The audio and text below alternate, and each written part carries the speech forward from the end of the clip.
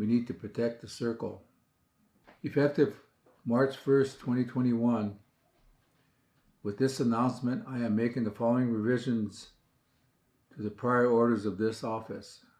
Number 1, shelter in place. All persons are encouraged to continue to shelter in place. Number 2, curfews rescinded. The previous restriction of our curfew is lifted for adults.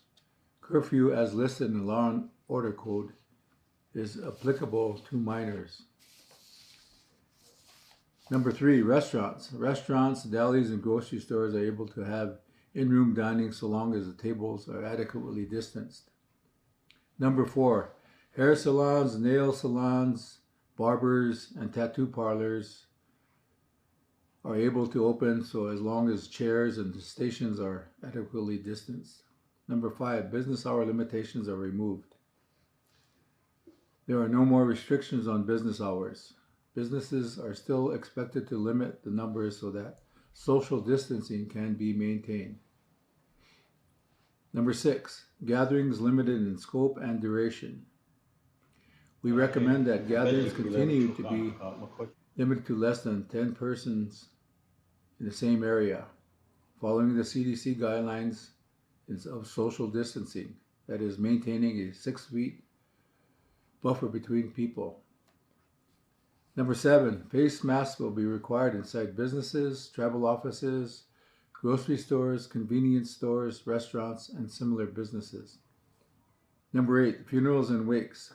These are open with restrictions such as sanitizer being available for use and masks must be worn. These must be provided by the host if people do not have other protective measures. Social distancing is strongly recommended. Number 9, the tribal building and annex will continue to have limited access to the public. People these must be provided by the so that people could ask for copies, like an email copy. We only have 5 requests. Wow. Travel will continue to have limited access to the public. People these must be provided by the people could ask for copies, like an email copy. So I think to start out, since we have relatively a few amount of people here, anybody who wishes to go ahead and make a comment, why don't we start with the general time frame of 10 minutes? And again, it's general. I'm not going to be sitting here at 10:05 saying, I'm sorry, you got to shut up now. But, you know, let's try and keep them that way. It gives everybody an opportunity to speak. We're set for 3 hours. So not everybody's going to take 10 minutes, but if anybody would like to speak, go ahead, raise your hand, and then we'll just basically go around the room if it helps. I'm also open to suggestions if anybody has any. But I guess from there we'll move forward. So who would like to speak first? Okay. Richard, go ahead. Just make sure your microphone's on. I'm also go just by like what you started with. What can we just go through sections of it? So we can talk about like the annual rental, why they need to change it. What is the basic reason they think that a 5-year would be better than a 10-year? 10 years is better for us because when we go to the bank, it shows the bank that we have interest in the land and we'll have a 10-year lease. A 5-year lease doesn't really. Well, Richard, for us, as much I can pretty much tell you as much as I know. The rest of this, like I said, it's pretty much comment. I can tell you that there is a preference for 10 years. Simply for the reasons I think you were about to go into, and some of the reasons that's basically come up at a few of the council meetings. I know at more than one land and natural meeting is, you know, when you're trying to get a loan for this sort of project, for this way of, they want to see some sustained success. They want to see some sort of commitment. You know, like for instance, if you've got a 10-year lease, they know that, you know, you're going to be in it for a bit. It's not like, I've had this 5-year lease, I've already been in it for 2 years. They're not going to be anxious to loan you money. And it's tough enough to get loans in Indian country as it is. So go ahead with the rest of your. I just want to make a comment on this first thing that we're talking about, the 5-year deal. And the blank open for animal units, were they gonna raise the price of that, or what are they planning on doing? I don't know. All right, well, that's a concern of mine. He's speaking first. I'm sorry. I'm pretty much done with the first part of mine. Is the 5-year period, it should be 10. It's been 10 for ever. And it was passed 5 years ago. And it's just like, come on now, they just want to change stuff just to change stuff, and I don't understand why that is. My understanding was it was moving from 5 to 10. It's been 10. Forever. I don't know that. He was next. Yeah, if they wanted to do it 5 years, like we've been on this and we were meeting many times and why didn't they come with their deal then when we were doing that? They came at the last minute with a lot of changes, but we were having meetings all the time. When you say we were having meetings, who are you talking about? All the ranchers, everybody, like Keith was there. There was a The organization. organization Jeff won. just to get this grazing resolution passed. There was a lot of time that we put in it, and it took a long time to get it, go over everything, you know? It wasn't just one meeting. We had a lot of meetings. I'd say 10, 12 or so, wouldn't you say? Again, I was just asked to schedule this, so here I am and here you are. Yep. Were you finished? Yes. Okay, Mary. I just want to add on to what the two gentlemen were talking about, because when we were going through this, everyone was invited. The council, solo office came to maybe 2 meetings, and that was it. And we had some landowners come, and TLE came. They were at every meeting, Ernie and Ann. And so, like Rob said, you know, everybody should have had their input at that time. And it's very hard for you to run a business, which it is a business, when we're talking about the 10-year lease period. Because I think our tribal officials should understand that when they have to go to the bank and make loans out for, you know, the tribe themselves. You know, they look down the road. They don't look at a short-term period. Sure. You know? And then with the AUMs and the amount of money, right now, we're in a drought. We were in a moderate drought. And we got snowfall just a couple weeks ago. And forecast says April is gonna be a dry month. You know, what is that gonna do to us? And the water tables are gonna go down. You know, there's a lot of things, a lot of variables into doing this, which we as operators, you know, we've been doing this for years. And that's something I think a lot of people don't understand or don't look at when they make their decisions. Okay. And Because our animal unit's gonna go down. It did that year when we were in those droughts. we had to sell but- cattle.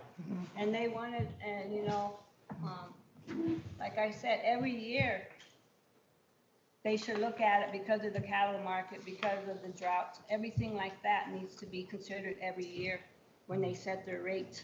It shouldn't be set in stone. You know what I'm saying? And Every they've year- never come down. They always been going up and never come down. Are you talking about the rates that the BIA sets? Yes. Okay.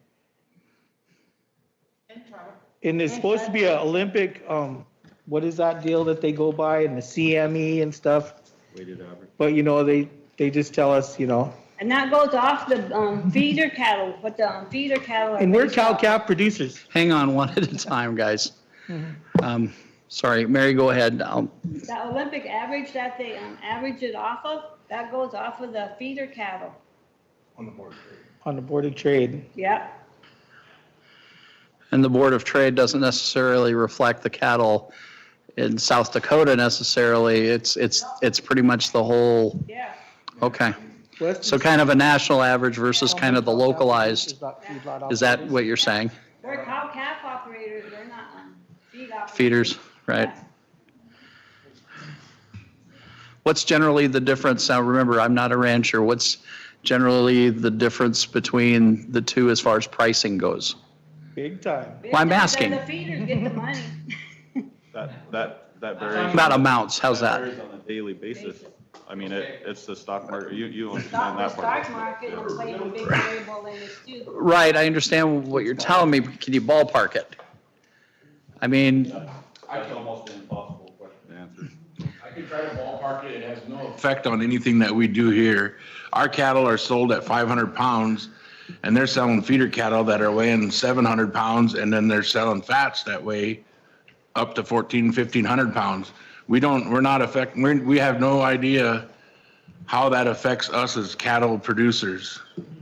These are people that background cattle, people that feed cattle. That's what the Board of Trade is there for. It does not affect us at all. We can't sell our calves on the Chicago Board of Trade. so has the BIA always gone by that standard? Last 10, 15 years, probably, they've started using that Olympic average. So 10 to 15 years ago? At least, maybe longer, but that's Olympic average does not affect us. If I go take my cattle and I want to sell them on the Board of Trade, you have to have a 43,000 pound lot. Okay. And that doesn't affect us because we cannot sell our cattle on that form. Scale. We have to sell them independently. Try to get as much as you can for them, take them to sale and take your hit. And that doesn't affect us. That's why we can't figure out why they keep wanting to use it. If feeder cattle are way up, then they want to raise our leases. But when the feeder cattle are way down, they don't go down. It doesn't have any effect on anything that we do. Okay, I had a question over here. I know that we're really concerned about cattle processing. You have to take one step at a time because I spend on land and natural, and we know we're going all over. We should talk about the tenure or the 5 year first before We we did. get into We did. cattle. Because 5 years, I know the 10 years, if you go to the bank, I know there's always a solution. We're concerned about 5 years because there's a lot of mismanagement. I know some of you take care of your engine, some of you put 100% in it. And I know that Mary does a good job of working with all of you, make sure you're up to date. I know there's places, and some places ain't. From my understanding with BIA range unit, there's a lot. We're saying about over close to 200 to 300 range units out there. But this place shouldn't have packed all of these to figure out what was going on. 188 And all of them should be here with voice of concern, but just a handful. We have to look at BIA range units, Tianli, tribal homes. I know the council makes a decision. You got a 3-year term. There's a difference between a 3-year term and a 5-year term. You guys have a Congress and a 10-year term. But we got to look at for everybody, not just for individuals, but for everybody out there. I know there's different ranchers, feeder operators that abuse that land. And they're hurting the rest of you that are taking care of your units, are doing a good job. But there's out there that bring in cattle from different, I know we gotta make money, but there's other ranchers that bring in, the middleman bring in cattle. And that's where, you know, I understand all of your concerns. I understand it. I read it, I look at it, but it's hurting certain individuals. Well, my thing was, and I asked the committee, how come BIA or Tianli goes out, looks at the unit, and do a report? Hey, this so-and-so does a good job. We shouldn't penalize this person. This person did a terrible job. We should penalize that person. I can understand that. Then we can work with that person and say, okay, you get a 5-year. This person gets a 10-year. That's something should be understandable. But now everything's out in the open now. It's going to hurt a lot of people that way. That's why I want a report. How does BIA goes out and looks at the units. How does TLE look at the units? Who's taking care of it? Who's doing a good job and who ain't? That's what it comes down to. And that's why everybody's complaining about. They bring those concerns. And the landowners too. We used to have a latte membership.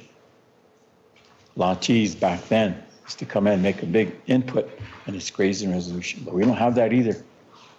Our landowners are getting hurt out there too.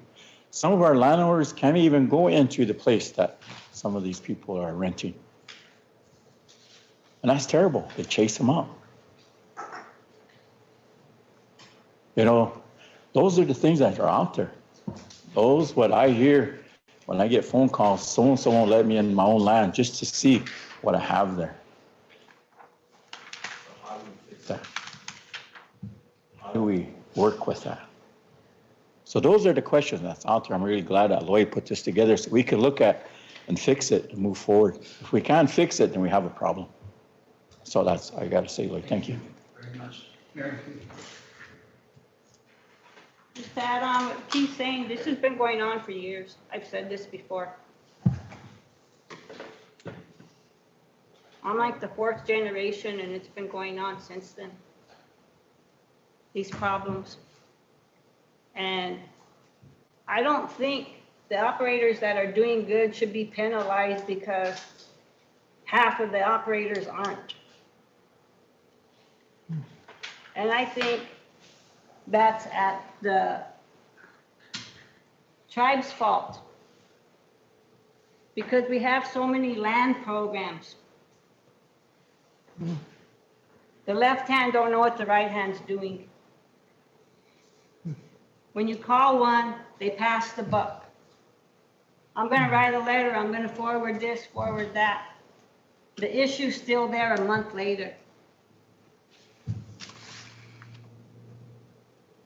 Mary, can you give me an example of that? Trespassing. Garbage issues and out. People are having dumps out in the home sites. You know, and everything's workable, everything's doable. But there's just too many land offices here within the tribe. And it's like, they're all fighting for the same thing. They're duplicating each other. So are you suggesting that we pull TLE and solo together? Or? Just consolidate to, I mean, everybody has compliance officers, okay? Okay, solo has compliance officers. Those compliance officers, what are they compliance for? Title 18, 19? Are they gonna be out working with TLE? See what I'm saying? TLE has compliance officers. TIPO. To me, my question is, who has the trust responsibility to this land? Is it the tribe? Is it BIA? Our land is held in trust. I know we as a tribe, we want to take duties away from the Bureau of Indian Affairs, who has the trust responsibility. And all this stuff that's going on, that's why these problems continue on and on. And you know, it affects us. Because nobody, if I call in and say, Lloyd Guy's horse has been out in, you know, in my pasture for 2 months. They don't want to do nothing to Lloyd Guy because they don't want to hurt him because so-and-so's friends with him, or, you see what I'm saying? But if you want to have horses, it's your responsibility as an individual to keep them where they're supposed to be. So that when I call you or go and see you, that I don't say, oh, you know, say something. Go see Lloyd Guy, go see Mary Wan, who is in, fix the problem, instead of letting it go on and on. Cause you hear letter writing, but nothing's ever done. Thank you for that. Chuck? You wanted an example of somebody, the last meeting that we had, what was it, over a year ago, Keith? I think you were there, but after I said a few things that were against the compliance officers, that we haven't been seeing them like we used to when Lonzo Bordeaux and all them were the compliance officers. They'd come visit you, and then you'd go out, they'd count your cows, and they'd come back and say, well, you're over a little bit here, and they'd tell you that you need to move these around. There's none of that now. I don't even know who the compliance officers are. But after the last meeting we had, all of our cows got counted the next day by two people that ain't compliance officers. And I tell you that right now. Who was it? Do you want me to go get my cows counted again? Send me a message or something. I don't know. All of our cows got counted, all of our land got counted the next day. Okay. Because of what I said. Yeah, go ahead. I got one more, I think, I understand what Mary's talking about, but I brought this on a committee floor, I don't know how far it's gonna get. I was gonna propose one compliance office, is something that you could write down with. I'm all over it. That way, GIA's out. THPO's out. BIA's out. We have our own compliance officers here doing compliance check every day. Those persons will be held accountable. And that needs to be said here. If that can come from your organization and the way you can bring that up, that will save us a lot of time. Because then we can employ our own people, employ some of the ranchers that knows what's going on, how many cattle, the fencing, the grazing, the TLE, BIA, the tribe. And that one office will be based and hire 5 or 6, 7 employees. Because I know there's a lot of land. We got to go clear to Gregory, got to go clear to Lyman, Tripp, Millette. There's a lot to coverage. Like I said, half of it ain't here yet. So that's the proposal I want to do, because it'll save a lot of time. And Hang on, Mary. It'll work probably a lot better than getting a runaround. You know, then that person's reliable, responsible for that, for the head count and checking all the range units. Thank you, Keith. I'm sorry, I don't know your name. All right. Oh my God. You have a mask on. I'm sorry. Go ahead. I agree. And I think no offense against any of the compliance officers sitting here, but you guys need to train them. You need to train them what a cow is, what's happened, what a bull is. If I have a pasture full of 10 bulls and Heifers. and 50 cows, they need to know the difference, not go back and write me up because a bull isn't counted against your AUMs.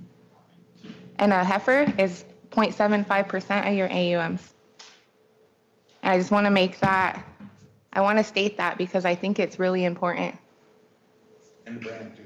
Exactly. We get a lot of calls about your cows are out north of Mission. They're not even our cows. We go put them back in because it's the neighborly thing to do. But these guys need to be trained. If they're going to have compliance officers in 4 different offices, they all need to collaborate and they all need to be trained. Thank you. Thank you, Mary. You're next. You know, the question I listened earlier wasn't really answered, and that goes back to that trust responsibility.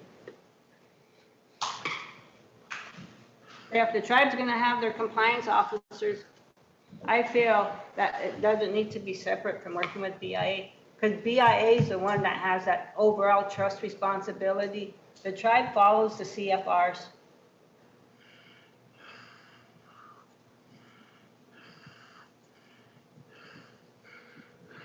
Am I right? Yeah. And that's all under, those CFRs are created because of that trust responsibility. So, You know, we're taking BIA, like what's his name said, they had compliance officers and they went out. They worked well with the operators. I remember that when I was younger. And now the tribe's taken away that responsibility from BIA, but if the tribe wants to take it, they need to work with BIA. You know, because there's a lot of difference between what's a heifer, what's a calf. A lot of them won't be able to tell the difference because they're about the same size. And that's why I said they're, I don't know, just, they're everybody doing their own thing and nobody knows what nobody's doing. But that trust responsibility belongs to the Bureau of Indian Affairs. This land is held in trust, and the tribe needs to think about that. And then just to add to the comment, you know, there are landowners, but we have very few landowners anymore. I'm a landowner, but I just have dots. I have a sister that owns quite a few land. Because we don't know how many, as a tribe, we don't know who all sold their land back to that land buyback program. The majority landowner is the tribe.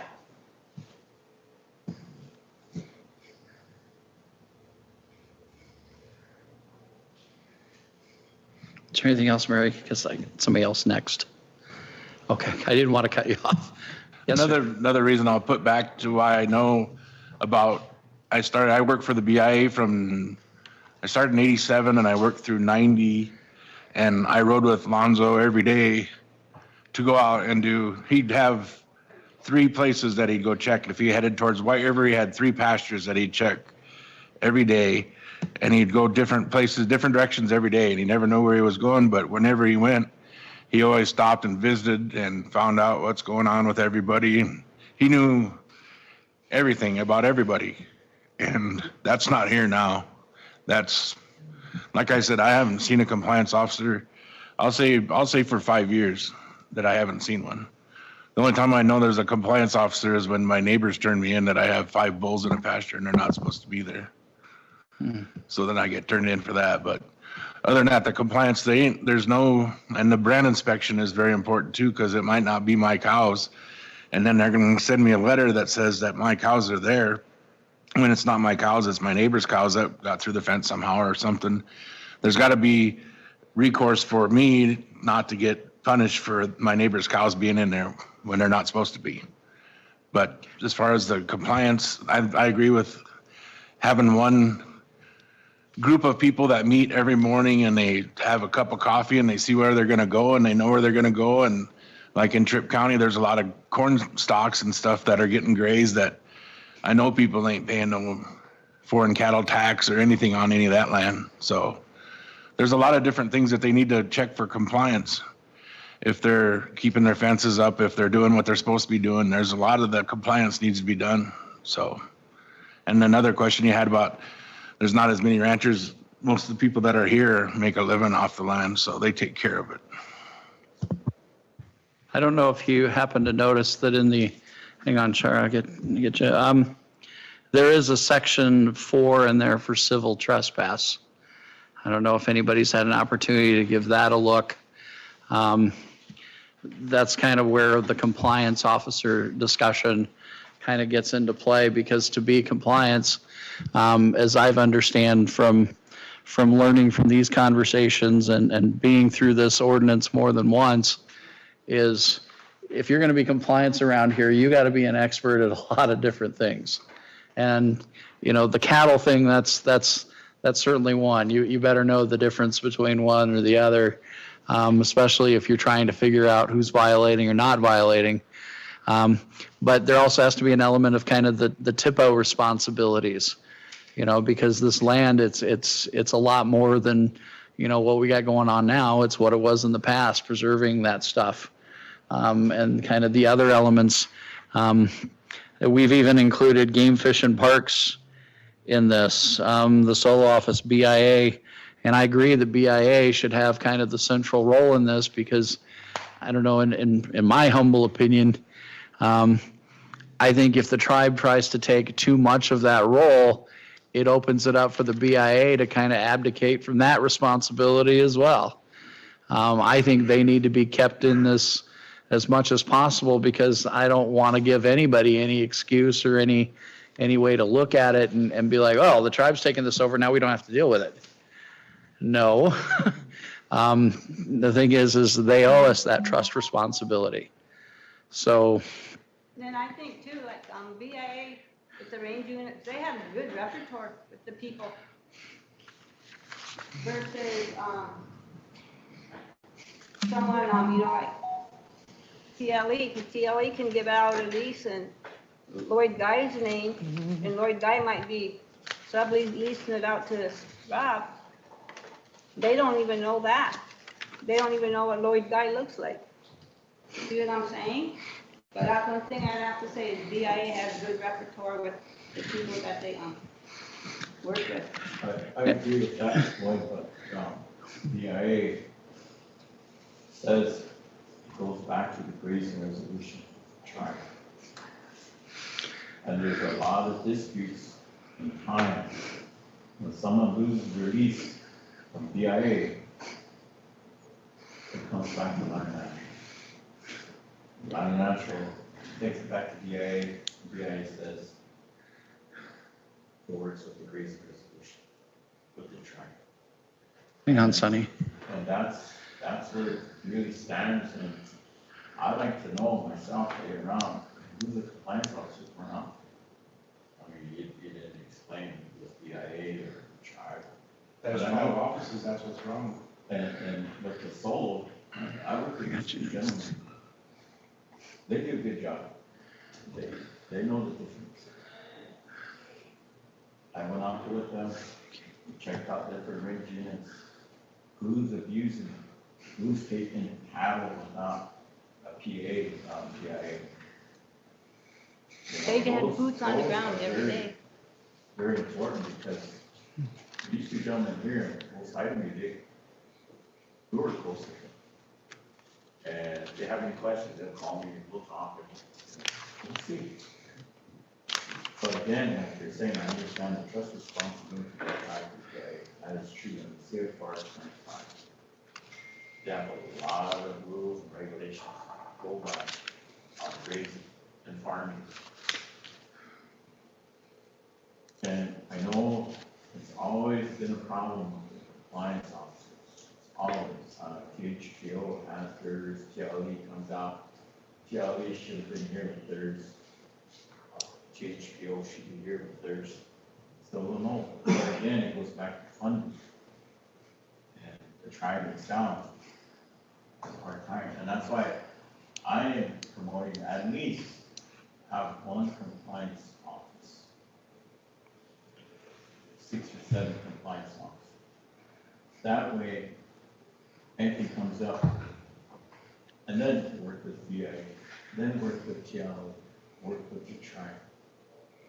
And I agree, who's holding it? How many landowners do we have? You know, VA will have to be counted for that. Who is and who ain't? The majority of it. So those are the facts and figures that we need to really look at. I know it's always been a problem with this grazing restriction. There's always ups and downs. The price goes up higher and higher. I know that's not right, but sometimes, you know, it ain't the tribe or the BIA. It's the government. Yeah, we weren't able to make $1. We won't make this much this year with the price. And those becomes a problem. It's not the tribe situation, it's not the BIA government has it down. We try to make it affordable for the ranchers and the farmers, so they can afford it. But many times, each one of them struggle.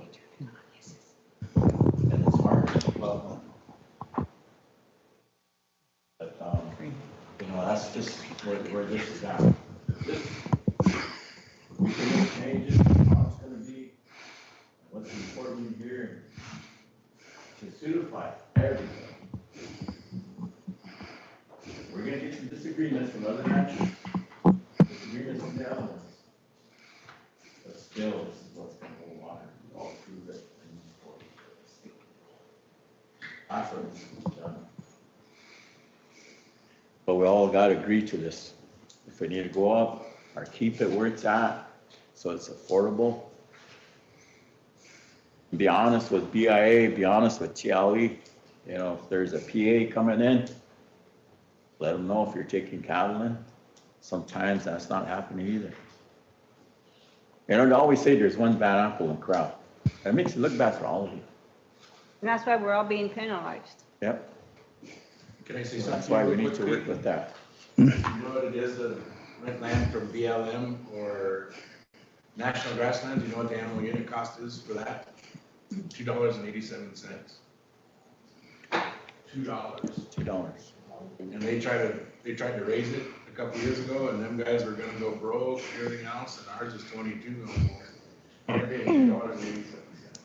They were paying $1.50 an animal unit, and they raised it to $2.20 or $2.87, and they were gonna, everybody's going out of business. But they're paying $2, under $3 for an animal unit to run a cow. And that's way beyond. Way beyond. So I have Sharon and Sunny. I have a few questions, I guess. I want to thank Solo for being here because don't get me wrong, you guys do a good job. And I'm drawing a blank. Rob, he's really good at letting me know if like people are in my pasture and don't shut my gate and my cows are on the highway. But I want to know, or I'd like to know, I understand this is a forum, but the people that we elected to represent us and work for us, I don't see any of them here. And they're the governing body that make these decisions. And they're the ones who brought this up. You know, so I'm really disappointed that we don't have anybody here to hear who is here, our opinions and our concerns. And it is disappointing that there's only 7 or 8 of us here, you know, because this does affect all of us. And I feel like we're all being, you know, reprimanded for other people's bad decisions, and that's not very fair. But because this land, you know, at the end of the day is in BIA's trust responsibility, I would like to know what BIA's stance is on changing it from 10 years to 5 years. Because there's a large process there too. I don't feel like the tribe can just say, okay, we're changing it and BIA has to run with it. At the end of the day, I think it's their decision, isn't it? Yeah, because BIA has repeatedly said that, you know what, we follow the tribe's deal, so. I'd like to know from Sunny, you know, what their stance is on it, because I'm sure he's took it to his effort as well. I suspect he'll probably cover that. Was there anything else you had before I move to Sunny? Nope. Sunny, you have the floor, sir. Thank you. Good afternoon, everyone. Sorry I was a little late. Taco bus gets me every time. But just kind of talking on some of that, as far as compliance goes, I think there's always a lot of confusion between each department, the permittees, the leasers, on the compliance. At the Bureau, there's farm pasture leases and range units. So there's actually 2 different departments right there at the Bureau that handle them 2 different types of land. Then we have TLE that we all know of the land they manage. Solo assists with a lot of that, and TIPO, I know this past year has also helped with a lot of that. And while I was on council, we did try to get, and it's still an effort that's going on, and it's taken steps moving forward to help alleviate some of that, because a lot of the times I can't talk for every program, but I'm pretty sure they feel the same, is that a lot of our calls that we get to do compliance is always complaints. People that call in that take up a lot of our time with complaints that we got to go check and do this and that. The Bureau, we do try on the range units, try to check at least each unit once every year.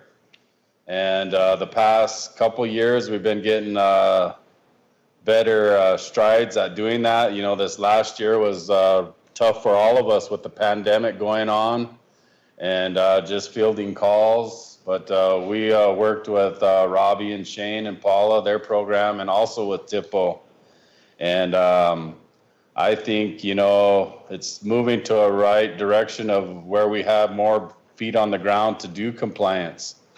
Like Shar said, yeah, there is some educational process through that with all the compliance officers. We did, before the pandemic, did have some meetings of discussing what we wanted to have in our form and also what to look for. It was even talked about having Sente provide maybe a 12-month certificate or something, you know, something for training for all, that we could be on the same page. But, you know, there's compliance out there, but they do have different duties with different types of lands. And as far as the range units is what we're talking about here today with the grazing resolution, I believe, you know, the compliance where it's moving in the right direction. We've been taking some baby steps, but in conjunction with TIPO and the land office and the Bureau, you know, hopefully we can get out and do a lot more compliance. That's our plan to do that. But I just wanted to state also, you know, there's a lot of complaints that we deal with other than our regular schedule of getting out to do compliance. So with that, you know, I know what we're talking about today, one of the main issues what everyone should look at is what is added on there on the civil trespass. That is something that is kind of the meat and potatoes of the new changes. And you know, with Bureau, there's a process that takes place through the CFR and the grazing resolution. If there is a trespass issue, and from reporting it to getting it completed of whatever the action may be. And that action takes a little time. So I think the whole intent of the tribe on this was to you know, have something where they could take immediate action. And there are cases that do need immediate action when there is a trespass going on out there. And I think that was the intent of a lot of this, and also of fines that are involved if there is trespass. But also, like Mr. Manansky said too, you know, whenever there is other animals or some things that are out of the permittee's control, as maybe gates during hunting season, we hear a lot of that, and just cattle in general getting out of one pasture and into the other, you know, of having a time frame of just communication. You know, it's the bottom line. It just comes down to communication with all of us, whether it be the land programs and the permittees and leasers, of what is going on, so we're all up front and know what's going on, what the rules are, and what happens if you do break the rules. And I think that's kind of the intent of this whole civil trespass part of it. And that's what's going to be, I think, added in there. And some of this other stuff, you know, as far as the rate goes, the rate on range units, the appraisal is done every August by the regional director for the BIA. And he establishes the rate sometime in early August. And when that rate is established, he sends it to the tribal chairman, and they have 30 days to any comments that they may have into the rate.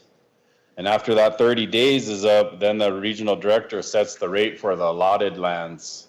And we have a mixture of allotted lands and tribal lands within the range unit. Then the tribe at that time also has 30 days to establish the rate for tribal land. And why it's during that time frame is, we all know who have range units, the anniversary date is December 1st of every year. So the bills are automatically generated and sent out on October 15th. So at the beginning of August, whenever the allotted rate is established and the tribal rate is established, that's the time frame that we need to have them. So then the bills are put into our computer system and they are automatically generated and sent out to the permittees. And that happens annually of every year of the rate for allotted lands, and the tribe has that opportunity to do that also. Thank you. Sonny? Yes, sir. When you say allotted lands, their price goes a little higher, a few more dollars than actually range unit, right? And the range unit, that's, you know what I'm saying, is somebody that found like 20 acres and their range unit, the IO, put that all together as one. If I'm understanding you right, on allotted lands, it'd be, even if there's 1%, if the tribe owns 99% of that tract of land and there's 1% allotted land, it's still charged the allotted rate. And as far as individuals, at the beginning of the contract period, every time there's a new contract, we send out what's called 90-day notices to the landowners. And if landowners are the majority owners of that tract of land, they have the right to stipulate their rate, whatever it would be, either by the acre or by the AUM. So at the beginning of that contract period, each allottee has the opportunity to establish what they would like also. But if they do not own the 100%, then the superintendent on behalf of the landowners will go with what the allotted rate is appraised every year. Next question is, December is the last annual date. How many percentage pay before December and how many are late payments? That kind of fluctuates from year to year, but I'd say about 90% of them are paid up by December 1st. Then after that, if they're late, we do a 10-day show cause letter that's sent out to them of why there's no payment. Then if there's no action by then it goes to cancellation. But with appeal rights with each individual, then they can appeal that their show cause. And them are the two processes of late fee, the 10-day show cause, then the cancellation after that. I'm saying Mary's next, but I had a question for you before you arrived after your battle with the taco truck. Mr. Manansky had mentioned the Olympic rate, calculating, is it the Olympic rate? In calculating the AUM, if I'm butchering this, guys, tell me, okay? Okay, fair enough.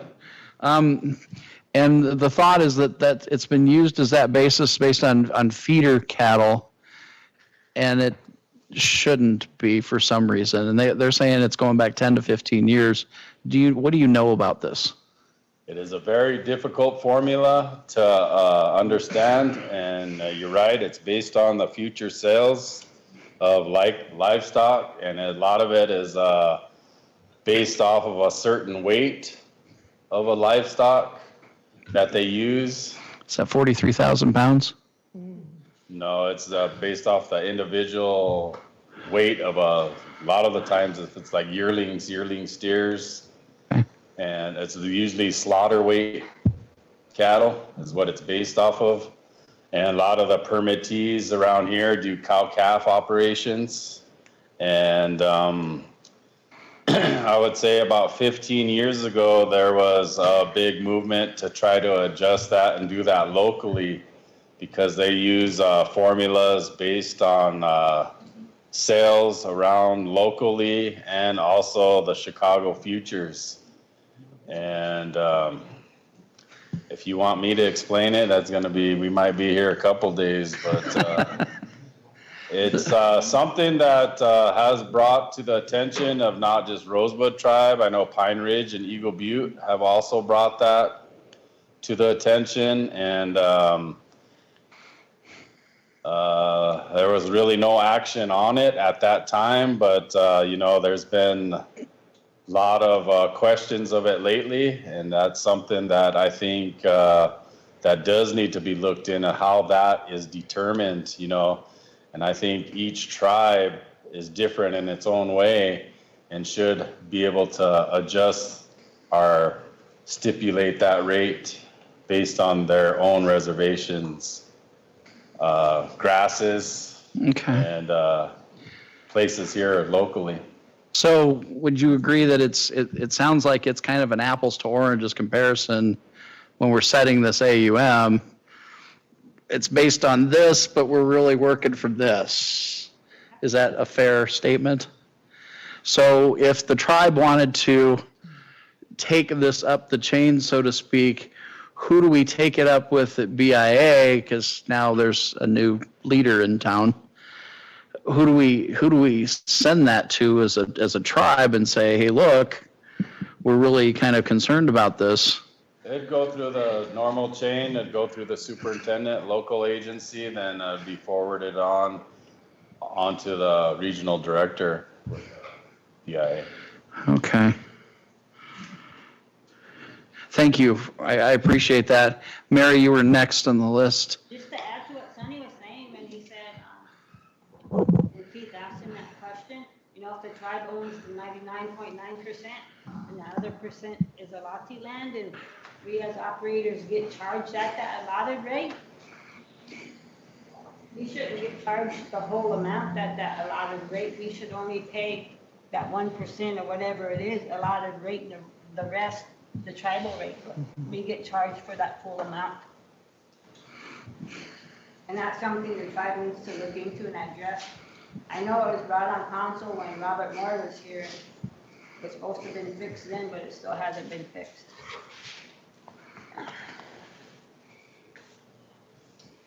So that 1%, that's kind of the tail wagging the dog for the whole thing, huh? Okay. I'm sorry, did someone else? Yes, ma'am. Yes, please turn on the microphone so they can hear you. Good afternoon. Monica Hunger Moran. These rates are going up, a lot more up. A lot of us are paying quite a bit of money. We are in the branching business. Our people and all that are sitting here is from family to family to family that ranch. So with that, I don't know why all of a sudden we're all so onto trespassing. Does anybody know how to count cow-calf pairs? Does anybody know how to check the grass versus the drought versus the rain? All these things come into play, and it's years gone by that our parents, grandparents, and people that did this are no longer here. One, maybe there should be some kind of training for all our ranchers, young ranchers, new ranchers, if there's any. There ain't many Indian operator ranchers anymore because it's getting too hard for them. It's our economic development. We decided to do this and go the long haul with everybody. Trespassing, you do have to find some people, but what is that? Is it fair? Is it reasonable? Is it, are we going through stages? And I hope that we are in here. I know I seen this last year a little bit. Are we going through stages to help these people, or are you just gonna go run out there, grab their cattle, fine them $15 an acre, and boom, their ranch is gone? I guess that's where I'm coming from. Is there training for them? TLE, even TLE, are they counting AUMs? Are they helping our tribal Indian operators in saying, oh, you can only have this much cattle on this much land? Is that happening? Maybe not. I don't see it. I only see the BIA, or maybe TLE needs to let BIA or somebody over there do AUMs for them. Is that right? AUMs? For the area that they're leasing, but there's got to be some form of how many head of cattle go on that tribal ground, whether it's tribal or TLE or range units. And the only one I see is range units. So maybe to protect that land, you need to have that.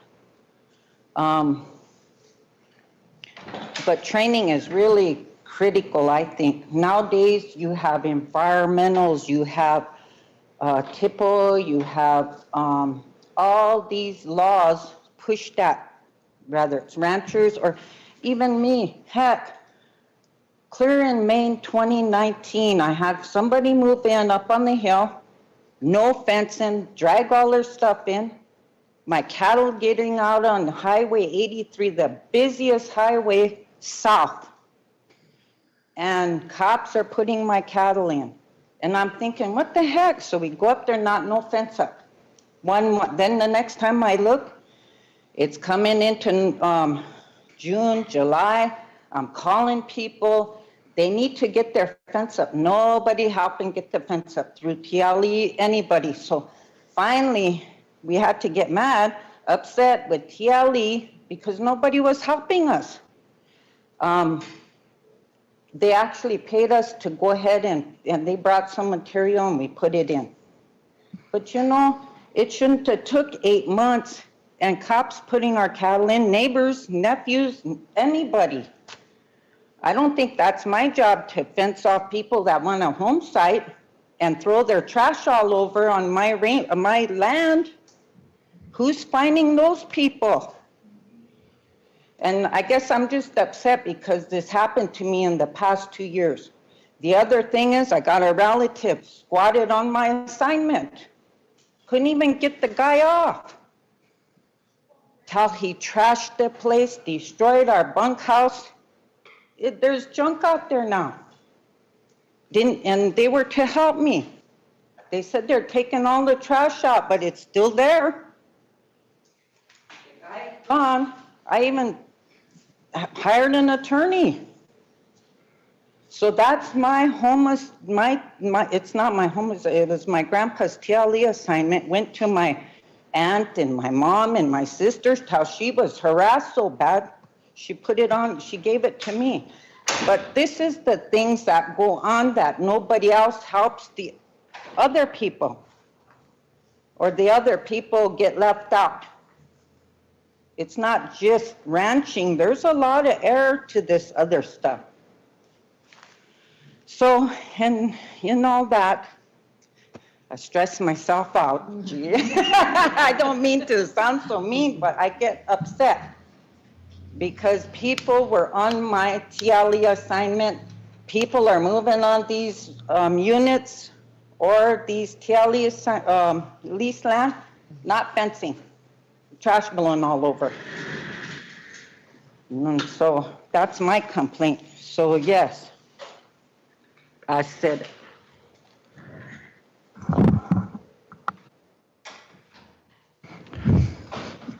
Anybody else? I know that we're starting to kind of fill up in here, so if anybody, we are online, I think, on RST 93. If there's anybody who doesn't have any further comment to make, you're certainly welcome to kind of check it out somewhere else. I don't know that there's a line or anything outside of waiting to get in. It's just I'm being mindful of basically kind of the space thing. So the floor is still open if anybody wants to add, or Mr. Banansky, sir. Another thing that I'd like to bring up is the sex offender deal registry. If you're on that, you can't lease land. I'm trying to figure out why that is important to somebody if they're on a sex offender registry. Why is that where you're not going to be able to lease land? I think that was originally, and I think I addressed this a little bit last year. This was something that was expressly asked for by members of council. And again, it's kind of the going along with the MMIW thing, sex offender registry in general. That's one of those things that was suggested to be added.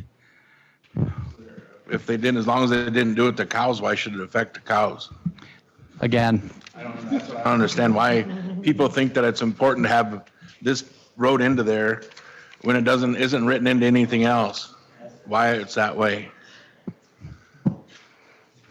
And I just can't figure out why that's gonna be it doesn't, in any, I don't know if it's in any other programs to lease, if you have a home site, if you're on a sex offender list, you can't get a home site. I don't know if that's in there. I don't know. Why is Like I it- said, why would council we- asked for it. Why do we need to have it in this? I don't understand that. I don't understand where that's a problem. And there are actually a number of places, I know that throughout the country in various places, they have similar prohibitions like that. Was it? So, I think Monica brought it up last time that through housing. Monica, through housing, did you say they have a 3-strike deal for the sex offender part of that? Well, I know our HUD bash does. There's even the tribe, the police department has 1st tier, 2nd tier, 3rd tier. They're out of everything because it's a very critical, they're all critical, but that must have caused something too. They're completely out and can't get serviced. I never seen anything on any home sites anywhere that says that. Home sites or leasing. We gotta remember these are our people, and there's a lot of them on there. We shouldn't behoove of, now this is just me, we shouldn't be, I feel like we shouldn't be targeting people that are trying to make a little bit of a living on our reservation. Any kind of criminal activity that they did, or I'm sure they paid for that. If they showed they paid for it and showed a good record so many years, there should be something that says, okay, after 5 years, 10 years, you should be able to help, because this is economic development. We're talking for our people, individuals, our ranchers, our Indian people. And if you cut them out of every type of trying to help become economically, be able to stand and help their families, what's going to happen? They have families that are, most likely are Indian children. We shouldn't leave them out to the, back in the day, they kicked them out for something really bad, but you can't get them back if you really helped.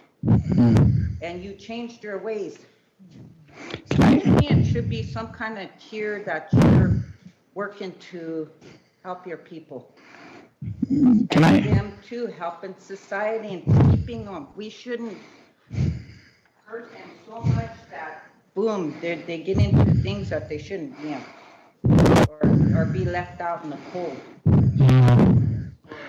Economically divided or stressed.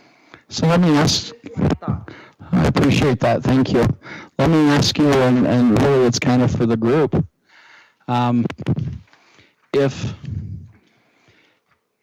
If you're bothered by it being included in here when it comes to our tribal members, what do you feel about it applying to the sublease? People that aren't from here, people who aren't here for necessarily tribal economic development, but their own development. Is that something that you would, basically take a different stance on? As long as they're tribe, give them a tribal members, give them a chance. Because if I come in and It kind of depends on what they're coming in for. Are they helping our tribal member with cattle to help lease? Because we gotta be honest, with these high prices, this is why you get overgrazing. This is why you have to put cattle on to even make these range units, make your ranch work, pay your feed, your equipment costs.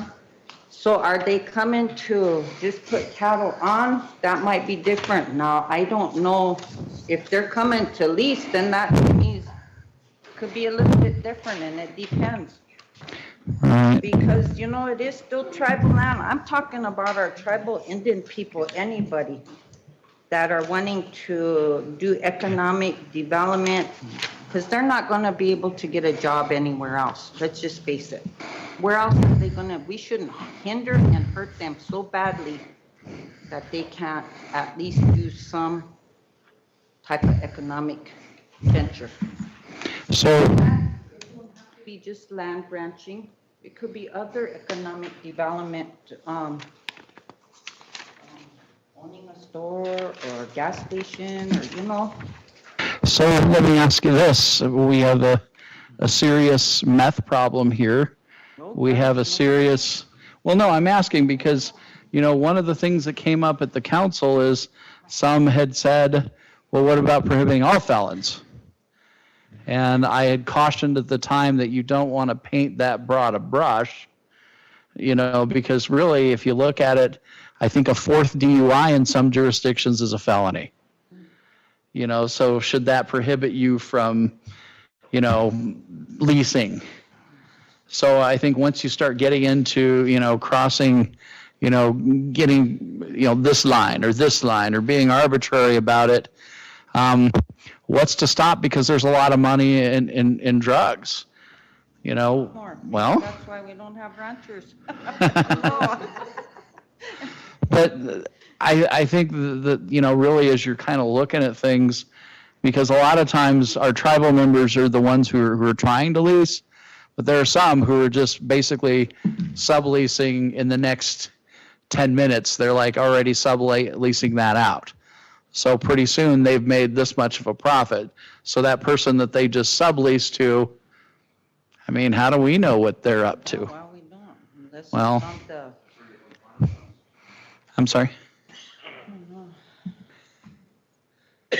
That's where your compliance officers come in. Checking out who's. but the thing is, but what I'm just saying, Lloyd, is maybe there should be stages like, okay, if you've been arrested for this, you know, for drugs, for instance, it takes you 5 years, you gotta straighten yourself out. You gotta prove to us that you are now on the straight and narrow. And you can usually tell, I mean, they're not in and out of trouble, you know? I'm just saying that you shouldn't just cut people off and say, oh, you know, you're a sexual offender, or oh, you're a druggie, because we all change our ways and we all had some sort of problem in our life. I found it, they typed Went it to jail, different. some of us, but you know, we were that close. I'll go ahead and note your comment. Thank you very much. I have Keith and then Shar. Keith. Richard really hammered there. Open a can of worms there with the sex offender. That's kind of a serious thing, but to me, it really didn't hit just putting one issue on one person as a sex offender. What about somebody that murdered somebody that took a life? Are they going to be on here too? That's what we got to look at. That's more serious than this. Maybe some people may disagree with it. So how are we going to comply with that? The next thing is, how many council, Lloyd, have cattle and horses? I know Mary was on council before, Sonny was on council before. They knew. How many on the council takes care of these animals? I have no idea. That's the question. It should be looked at, because I know Sonny was trying to, well, we were on TLE board, we made some good changes, and some people were upset. I've been on Land and Natural with Mary, and Mary seen a lot of changes through BIA and what she's proposing. How many's on council? Understand all of your questions and answers. That's what needs to be brought up. How many really care about this? You know, we can talk about it, we can strive about it, but how many really know this law that's going to take place? And there's a lot of concerns out there. And I know that We're only defining one. Define them all, put them all out there. What kind of offenses do they do? How many years they sat in prison? Are they liable to do this? Are they liable to come and see Mary? Mary, I want to start Cal organization. Can you help me build this? Get my water up, get all this done. Is there stipulations for your department? There is. But how are you going to help them succeed? That's the question there, because I know there's state laws, federal laws, there's type of laws out there that stipulate all this. Our tribe here don't have anything. In the Constitution, we don't have this, but we just have a resolution. But if you look at the Constitution, it's not in there. So, you know, there's a lot of questions, a lot of answers needs to be said here. I want to thank for him bringing that up, because I know it's a touchy situation, but you need to comply everything, everyone. You know, all the serious cases that's out there, because you're only penalizing one person out of this. That's it. Thank you. Thank you. Well, it's beginning, Sorry, Charlotte's next. Go ahead, Mary, and then I'll go. All right. well, Keith just hit it on, you know, the sex offender. They're just targeting one crime, you know, and we're getting targeted because of people not being in compliance. You know, and this is why this is coming up again. And my question is it just for range units? What about TLE? A lot of the problems are coming from farm pasture leases, but they don't follow this.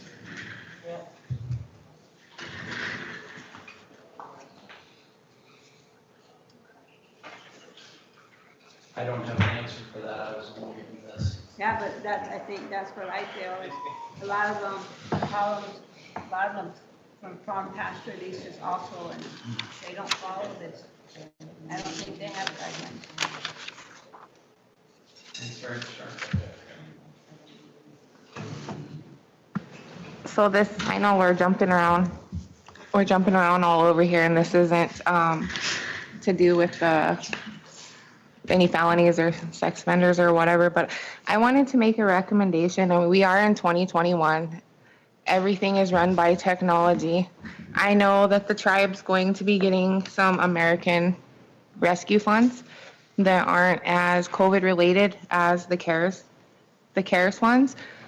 You know, maybe BIA, TLE, DIPO, SOLO, maybe they should think about hiring one position. I don't know whether that comes from tribal council or land and natural or what have you, that creates a system just for these programs to where it's one system. So if Sunny's compliance officers get on there and say, oh, well, Char's got enough room to run 100 head of cattle, 100 AUMs, but there's 500 in there, they can type it into the system, and Solo and TLE and everybody else. I mean, so it's going to help with the miscommunication and, like Mary said, the doubling up. But I just wanted to make that recommendation because it is 2021 and we are behind the times. Up until 3-4 years ago, we didn't have this for council meetings or committee meetings, you know? So I think that's something that they should think about. Well, thank you for that. I think, you know, at present, I think we have the talent and the capability in our IT department that could create such a thing. One thing about the pandemic that we kind of notice is that we were able to create, you know, these different avenues like the contact tracing and some of the other things. They were able to kind of put some of those things together along with kind of the GIS work that's been taking place over the last several years. I think certainly the capability would be there for something like that. And it's kind of, your suggestion, I think, is really valuable because there are so many groups that are ultimately kind of responsible for it right now. And I think, you know, Keith's suggestion of one group of nothing but compliance, and I think, you know, it could be a way to kind of deal with this. But just understanding that one group of compliance officers, they're kind of going to have to be kind of a jack of all trades because of all the different, you know, interests and everything else. I mean, getting a brand inspector You know, that's come up over the last couple of years, is trying to figure that part of the process out. And I've heard a few different explanations of what it takes to be a brand inspector. And the accounts that I've been given is basically, it's really kind of a time commitment. One person described it as working in a sale barn for basically 6 months and learning things, and somebody else says, well, no, you could probably do that in a couple of weekends. And I thought, man, this is it sounds a little complicated to me, that, you know, you really got to learn different things. Like, for instance, how to tell if cattle are malnourished, or if there's something going on, you know, that we just don't have that kind of coverage. Mm-hmm. And I was kind of shocked to hear, and it's not going to shock any of you because you've been in the business, but that brand inspectors East River are just unheard of. Yeah, that's just, it's only here, so it's very easy to run off with cattle from here. It's literally kind of the Wild West. So I don't want to get us off topic, because I think we've been covering a lot of valuable things, and a lot of valuable comments have been made. But that's kind of one thing. It's kind of bothersome that we don't have tribal representation on the state brand board. I've heard that. I was actually at the brand board last week figuring out an issue that I have.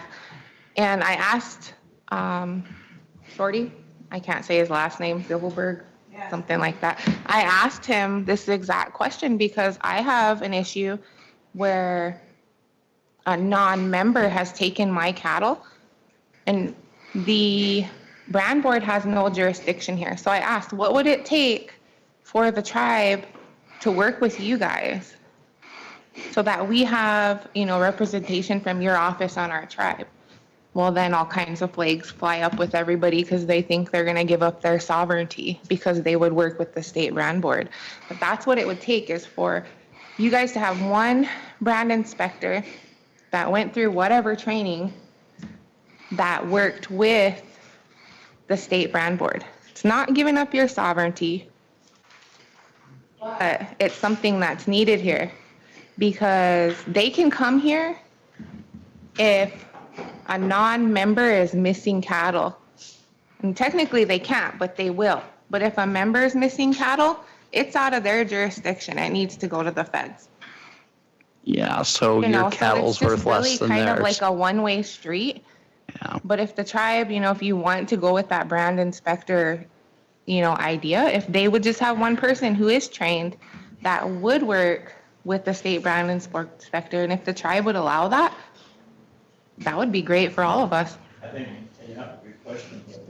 There's about 11 or 12 brand inspectors here surrounding this county. There's 3 in Todd County. No, there's more than 3 now. No, there's 3 in Todd County. There's Joe Ford. We're trying to get our solo brand inspectors and HPOs and the brand inspectors and engineers. All of that, they had enough down here, right? We couldn't send our boys up there. Really? You guys have Joe Ford. And that was their situation. Yeah. So they're not your compliance officers. Yeah. So you need to have your compliance officers to be able to brand So inspector. that's why we was pushing for it. And state didn't want to do it. So we were kind of like at a catch-10. We'll figure out who's 10 or 11. Anyway, supposedly we're here around this county. Now, we're gonna try to make a run again to send the boys back up again, so that way, at least, any questions that need to be answered, I guess, will be then. But again, like I said, you're right about sovereignty. It's a big issue. And tribe, again, it goes back to the tribe. We don't have a brand inspector with the tribe and a constitution. Mary was a council rep here, she knows that. Sonny was a council rep, they know that.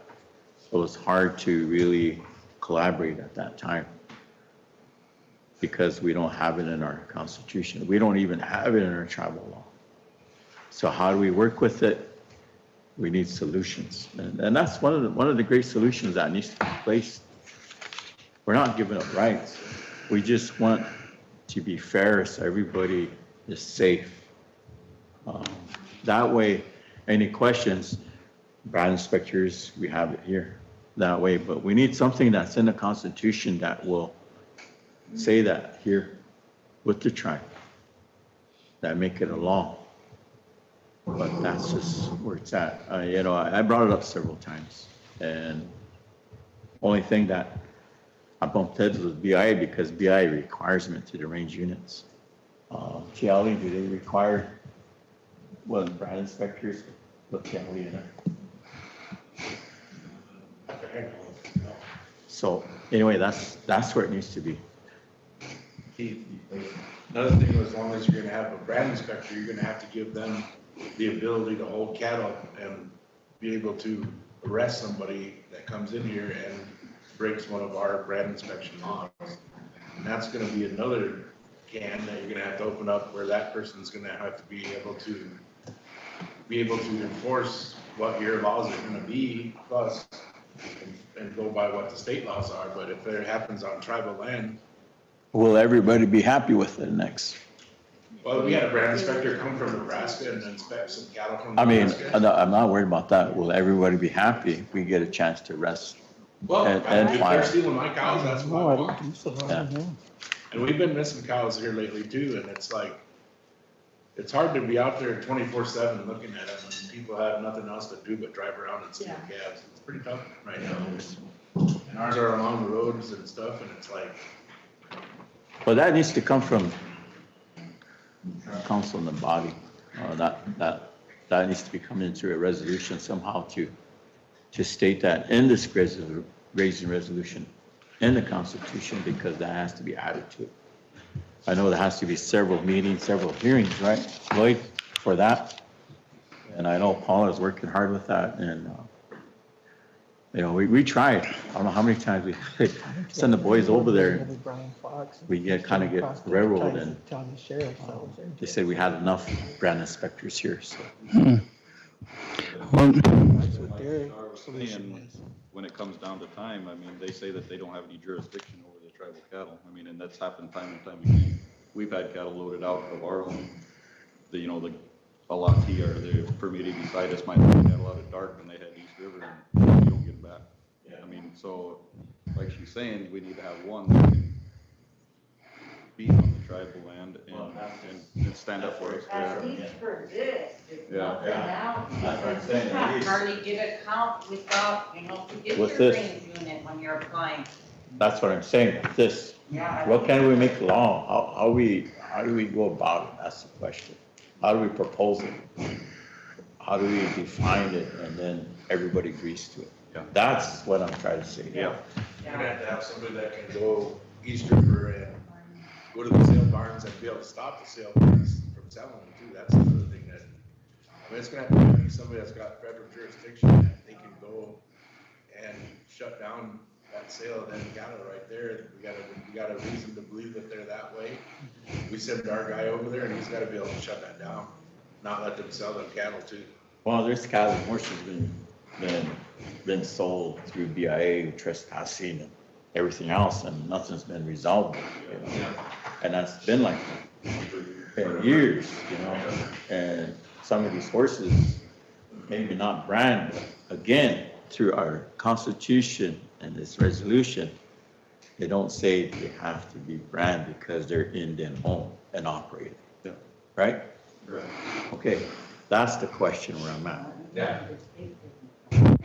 so I think, as we're talking about this situation, I believe that one of the exercises of sovereignty is to enter into a government-to-government MOU, even if it is with the state. And again, I can't really get in front of the council. This has to be something that you have the political will to do. So I'm merely suggesting that council, if it so chose, can exercise its sovereignty and enter this agreement, because it would be ultimately for the benefit of not only the tribal ranchers, but basically anybody who would have cattle here. Because again, you know, it's really a lot to think about when you think, you know, because initially when I first thought of this issue, I thought, well, shoot, you can just run across the Nebraska line. It's like 30 miles that way. But when you consider that there's really nothing East River, man, that opens a lot of possibilities out. So I think before you can do this, and this is kind of a plug for the Governmental Affairs Committee, I thought we had a notice that they're looking how to get the secretary out of the elections so that we can, it's easier to do constitutional amendments.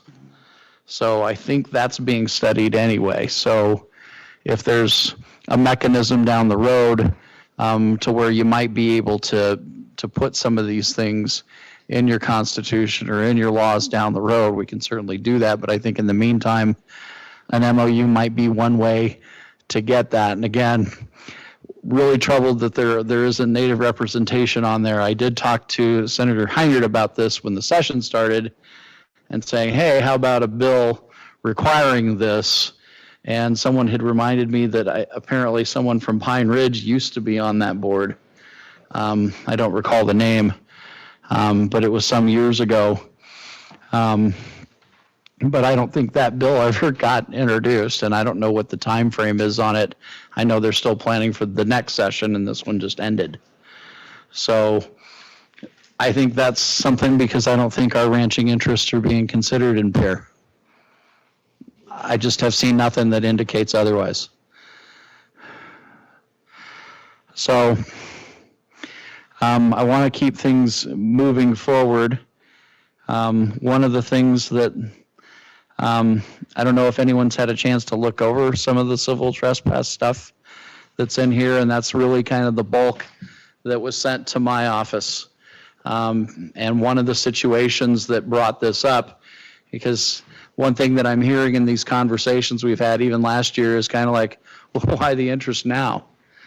You know, what brought this up that we're sitting here and we're talking about it?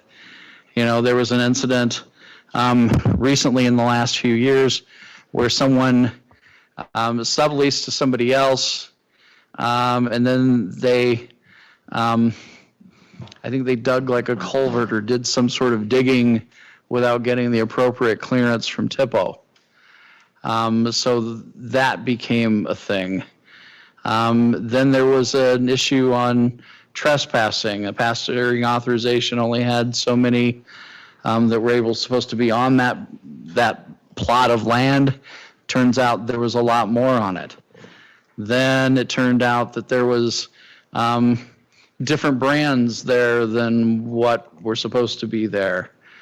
Then we got into a very long discussion, and I know Land and Natural had the discussion. BIA explained its limitations. And so it was like, okay, well, we need something to talk about trespass, because it's getting to a point where we found there were kind of holes in things. We're waiting for the BIA to do something. The BIA is waiting for the tribe to do something. And pretty soon everybody's waiting on everybody else. And it's kind of like that left-hand, right-hand discussion we had earlier, right? So if we put forth these things, there are a lot of things to consider here. I mean, we don't want to just up and take cattle or remove cattle from a place, because then, of course, you got to figure out where you're going to put it. And then you're going to figure out how you got to care for the cattle while they're in this place that you've impounded them. Then you've got to protect, you know, rights to due process, to notice. So these are kind of the things that we were thinking of here. And I think really this part isn't to I don't feel penalize anybody except somebody who's really abusing our land or operating outside of what needs to happen. And I'm telling you that the people that I think these issues have come up aren't tribal members. They're people who basically are subleasing. They're tribal members, but they're subleasing it out. I don't, so I'm merely explaining what brought this out, how this ended up in the Attorney General's office. So, yes.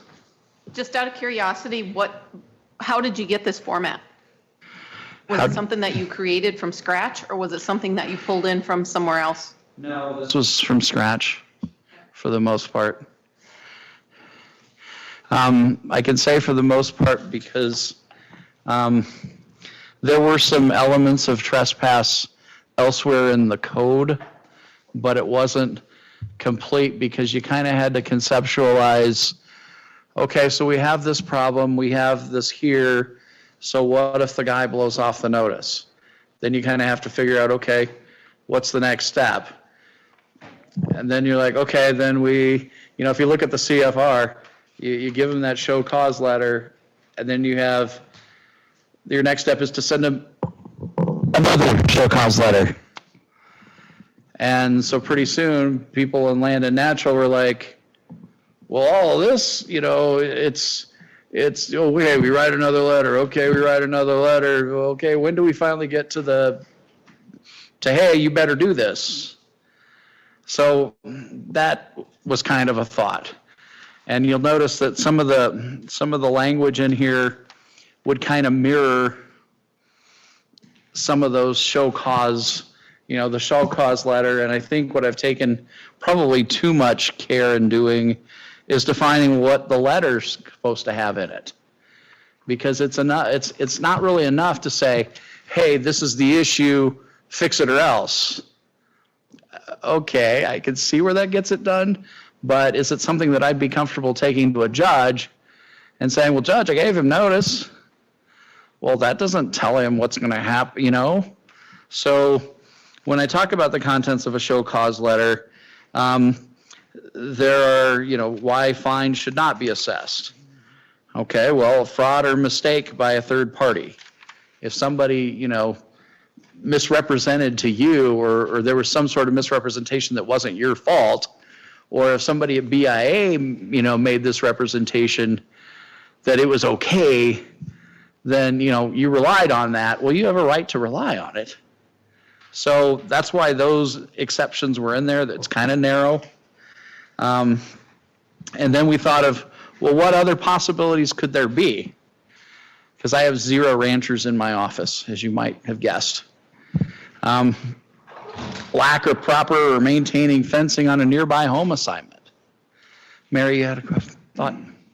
Yeah, with your trespass, I don't know, I think the compliance officers, because a lot of the, majority of the land subleased out. And then, the range unit people have to do a PA. Okay? And what Sonny knows, Lloyd Guy is gonna bring in 150 head of this range unit marijuana. Okay? Compliance officer should be there when Lloyd Guy comes in and loads that truck. Make that count, make sure Lloyd Guy's brand's on them cattle. And then that way, later on, 2 months later,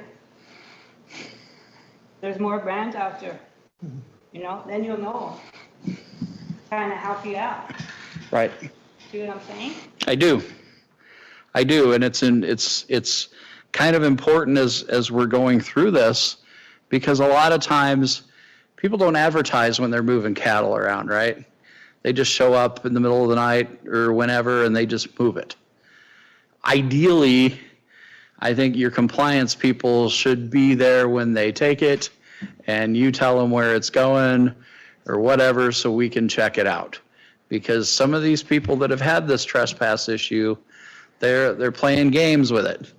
They're like, okay, so one guy, for instance, trying to fight a trespass deal, went and wrote up a bill of sale. Yeah, I sold him to this guy. Okay. And that's kind of suspect. So you'll see some of the changes that we've put in here, like for instance, when you're talking about the proof, things that were suggested, like, what did we say, Sonny? A receipt, right? Not a receipt, but a financing statement was one of the accepted forms of proof. Market receipts. Usually, questions, or a lot of people have loans through Farm Service Agency. They do an annual review, we accept them as ownership, and sales receipts.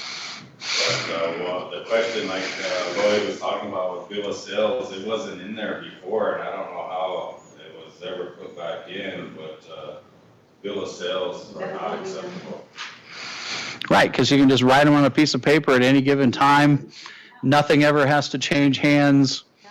And so that's kind of one way that people try and manipulate, you know, getting out of these citations or getting out of these show causes. It's kind of a mechanism for fraud. So getting back to kind of how this show cause letter, you know, where you talk about the mailing address, telephone number, fax number, blah, blah, blah, of the appropriate director. And this is kind of realizing that these compliance people come from these different departments. That was kind of before we kind of discussed today, having them under the same department. But if it's a solo guy, you know, writing you up and checking things out, then you know what? You know to go to that director.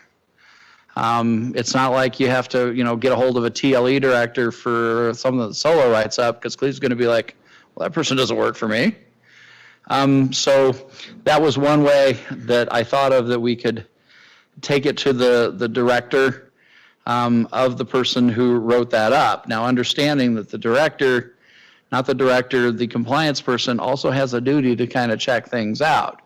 So yeah, you're seeing one thing, so now he has a duty to get a hold of the BIA and see what's listed there, and has a duty also to reach out to the other agencies and see if they have anything. And I think when Char was talking about having, you know, kind of the technology to look and see who's looked at this deal, I think that's something that could help as long as we can get it developed. Yes, sir. On none of these procedures, nobody comes to the person themselves, solo, whoever. Why doesn't anybody come and knock on the door and try to speak with one of us, rather than running back to their office and sending us a nasty letter? Well, they should be going to the door. They should be. We don't even know who they are. Right. Nobody comes to our door. Nobody asks us which land, which cow, or they don't Right. know our brands. Yeah, I agree with you. I think if it's not happening, it should be happening. Because if nothing else, I think that's more valuable to everybody concerned if somebody were able to come to you directly and say, hey, because then that person can also provide testimony down the road. Hey, did you talk to him? Well, yeah, I talked to him. I went and talked to him that very day. I even wrote up my report. I talked to him. Okay, so is this your report? Yeah, okay. So no, it's to our advantage that somebody comes and talks to you right away. Right. And I think a lot of times there might not be somebody there, but I agree with you. Absolutely. Somebody should be coming to the door. Knock on the door a couple times and nobody comes to the door. Okay, well, document that you tried. You know, so no, I have no disagreement with that. I think in all fairness, if we want to get things fixed right away, if we think you can fix something, it's in everybody's interest that we talk to you immediately. Leave a card. No, I'm not. No, it just goes to communication. What was that? Like you said earlier. Yeah. Because if I have a pass-through authorization, if I have trespass complaint on me or something, just go to Sonny. He has the pass-through authorization, he has a total number of cattle that should be in that range unit, what ram should be in there. But it just comes down to communication.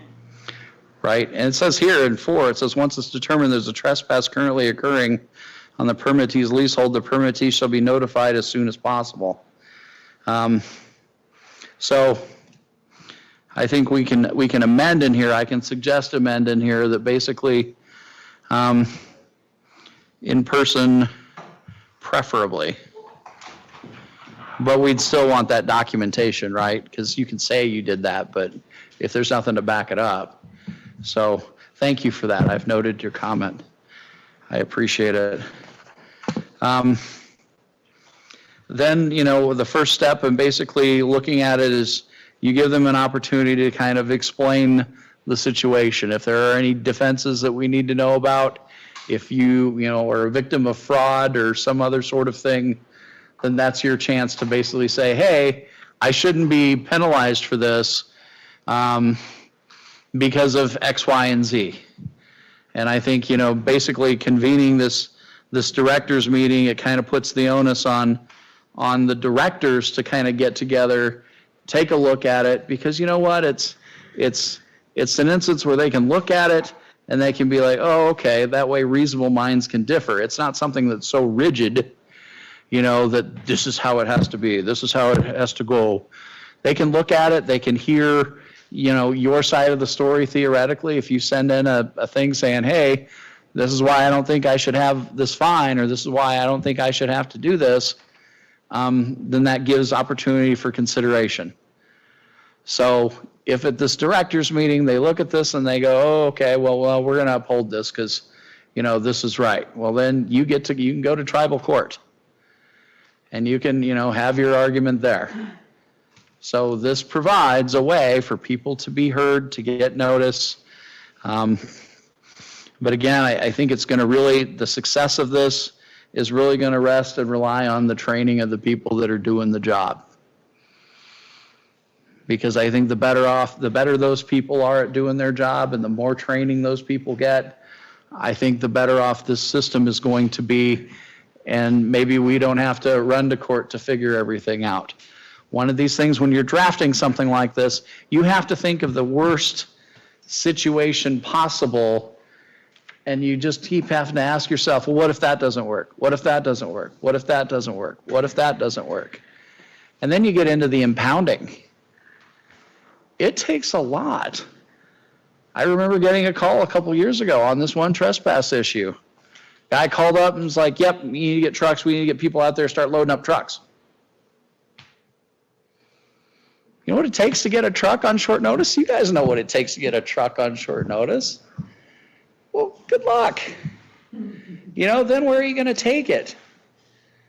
Who's going to feed it? Who's going to feed it? Who's going to be liable if something happens where you took it where you're going? So these are the things that really I've tried to account for in here as kind of the process. And the thing is really if this process is a decent deterrent, then I think we'll take that, because the goal is to preserve the tribe's resources. That, for the next 7 generations, we always say that. But this is one avenue. Yes, Keith? I would like to say this trespassing issue is always an issue with everyone. And through our tribal law and order code, trespassing is peep and tom. So maybe our cattle and horses are peep and tom in someone's unit.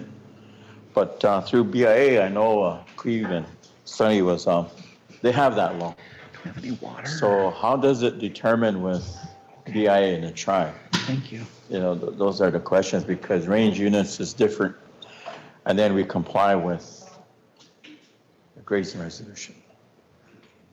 And like I said, how much we can put into law. And damages. I know all of you get a contract. It says you're responsible for your range units, responsible for fencing, you're responsible for keeping your cattle in. But also, you're responsible for overgrazing. There's a little section in the back that BI has that says, any damage to the land or property, you're responsible as a permittee to fix that, right, Sonny? That'll, along with your grazing contract? You'd be fine. Yeah. So, those are in place there. And that's really different between range units and with the tribe. But with the resolution, my question, Lloyd, is does it gonna cover the whole entire range units, farm and pasture, and TLE? That's the question needs to be done and said, will this cover everything? So everybody could be happy. That's where it's at. So, thank you. Well, I think until council basically broadens this resolution, I think right now it's pretty much sticking to the range units. So if the council wants to broaden kind of a one size fits all, because I can see kind of the trespass thing just automatically carrying over, because I think, you know, even though we've talked about mostly cattle in here, but what about other livestock? What about other, and well, right. So it's a consideration, and I think, you know, if nothing else, I think we need to kind of broaden that discussion, because cattle, you know, was kind of the thing that people were thinking about. And if you notice the fine structure, it's based on how many head are trespassing. And that's, you know, I struggled with the numbers on that, because, you know, it's something that you kind of want to take into account, you know, kind of the size of the herd. If you're just starting out, you're not going to have a huge thing. So $250 fine isn't as much to somebody who's got a bunch of cattle, right, versus somebody who's just starting out. I'm like waiting for somebody to throw something at me. But anyway, there's not a one size fits all here. It's basically, I think it's tiered enough. It's based on how many head are trespassing. So if you got 100 or more head trespassing at $25 per head per day, it doesn't take long for it to add up to some real money. So it's on page 5 of this section. It's where I have this chart.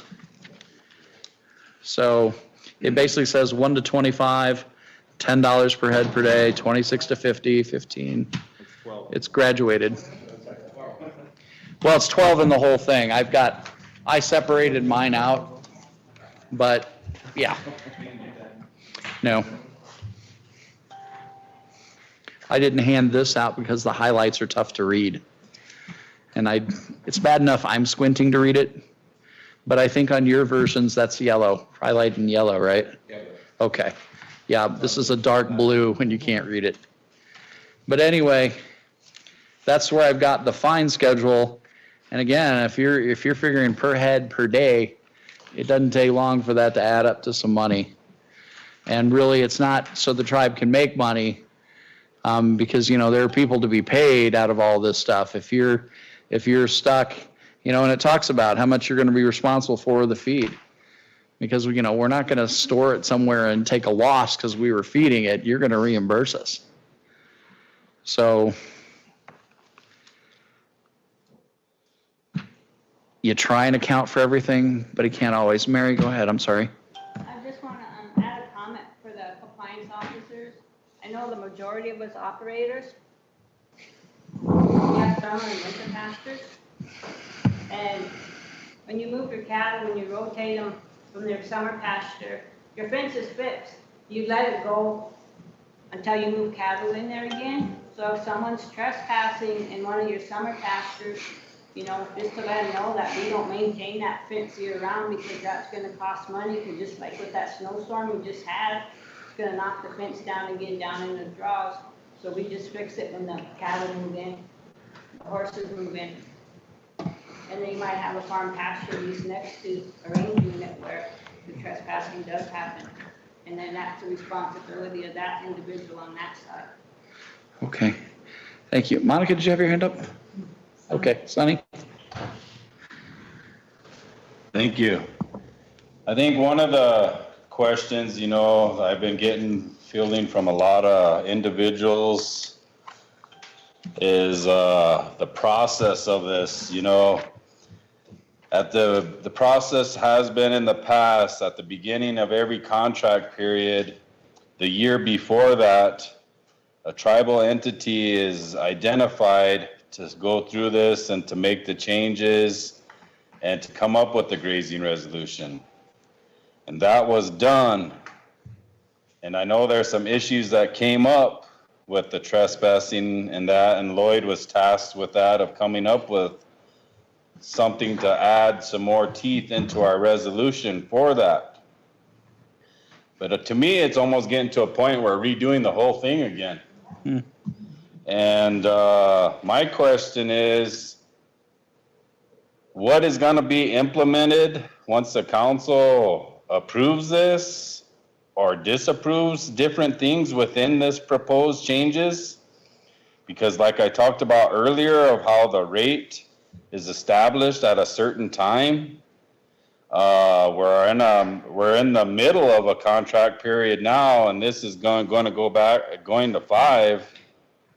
Where are we? Does that happen after this current contract expires, or is it going to change now? You know, when there's already a contract signed with these individuals? Right. You know, some of them timeframes, you know, have to be considered, and the people affected by it need to know, because they, just like the tribe, they individually plan for this time frame with this. And the whole reason they were 10-year contracts in the past is because of improvements onto our range units and tribal trust ground. That was the whole intent of it, of becoming, I hear all kinds of theories of why it was, but the main reason was for improvements for our trust lands.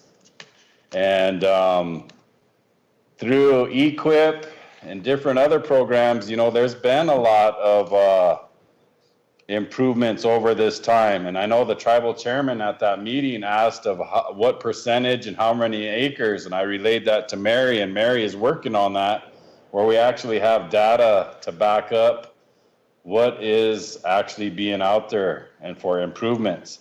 Because my example was back then, whenever you have apply for the EQIP contract for improvements, they want to see where you have the land a lease for at least 5 years. So everyone can apply and be approved the first year, but the second year, that'd throw everyone out, because then you wouldn't have 5 years continuing on to compete in these programs. So that was the whole intent of the 10 years, so that we could have opportunity for all tribal members to get involved in these programs, to get cost share, to put on these range units. So I think that's kind of my biggest question is, you know, there's already been a process for this, and it took 10 months to get it done. And I know there is some issues that need to be strengthened to put in this, which is good, I think is great, with compliance and also the trespassing. But, you know, a lot of this other stuff, there's already a process for this. So is it going to be changed? And when is it going to be changed?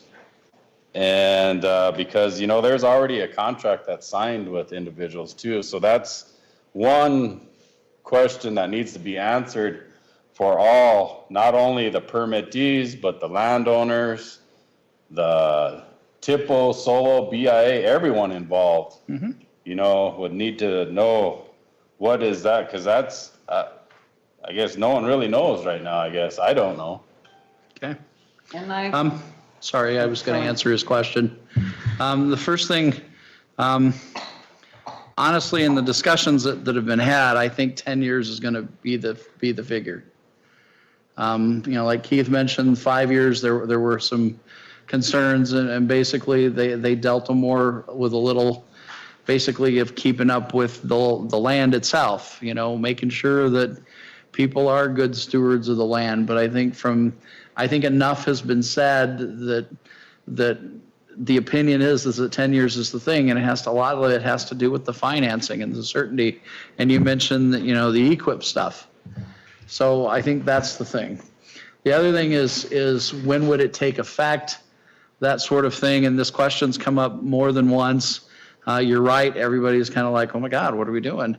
And I think really from a standpoint, I think it's basically, it makes sense to do it as contracts are being entered into. So if you're in the middle of a lease that doesn't expire for another year or two or whatever it is, well, I'm just theoretically, right now as we sit, because each year we're doing different contracts, right? Each for the same length of time. So today, you might be at year 3 in the middle of year 10 or 5 or whatever you got. Well, you don't have to worry about it till the end of your lease, but when you get a new lease, this is what's going to be in effect in my mind. Because we can't just go back and say, okay, here, your conditions have now changed. Because that's not fair. That's not fair in a planning standpoint. Now the hands just shoot up. Yes, sir. Jumping around a little bit, but I've had a lot of people. I'm the president of the Grazing Association. Okay. And we have some issues with the preparation fees. Okay. We're getting preparation fees from all these different land offices, and it's already like, it seems to me like it's going into triplicate, and we're paying triplicate for a prep fee that was only done once. And it's just like a way for them to make money for their land program. I'm not sure why that is. Who are you paying them to? Just to clarify Well, we pay it for to the me. tribal taxes, RST revenue. Okay, tribal taxes. And looks like a lot of that prep fees are they added on to us each time from each land office when it's already been done once at the BIA, the prep fee. Preparation fees was $500. So you're talking big tax. So 500 3 times? I'm asking, I don't know. The prep fee is, on range units, it's whatever your total grazing fees are, it's 3% or $500 max. Per year. Per year for range units, but for farm pasture leases, it's 3% for the term of the contract, and it's paid up all front the first year rather than yearly. And there's not a $500 max on it. If it's 5,000, they'll charge you 5,000. Tell me that Solo doesn't collect any prep fee. It's a one-time. RST revenue. The So just go to RST revenue. Revenue. I goes. was confused when you It said triplicate. No, I Well, just it say seemed like triplicate. some of them are saying it seems like why the prep fees are kind of confused about it.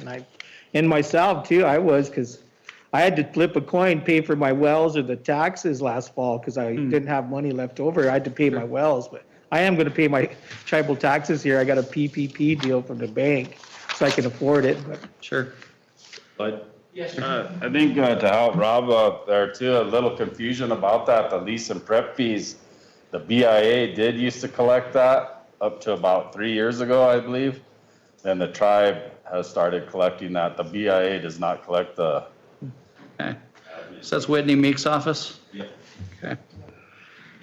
What does the tribe do with that money?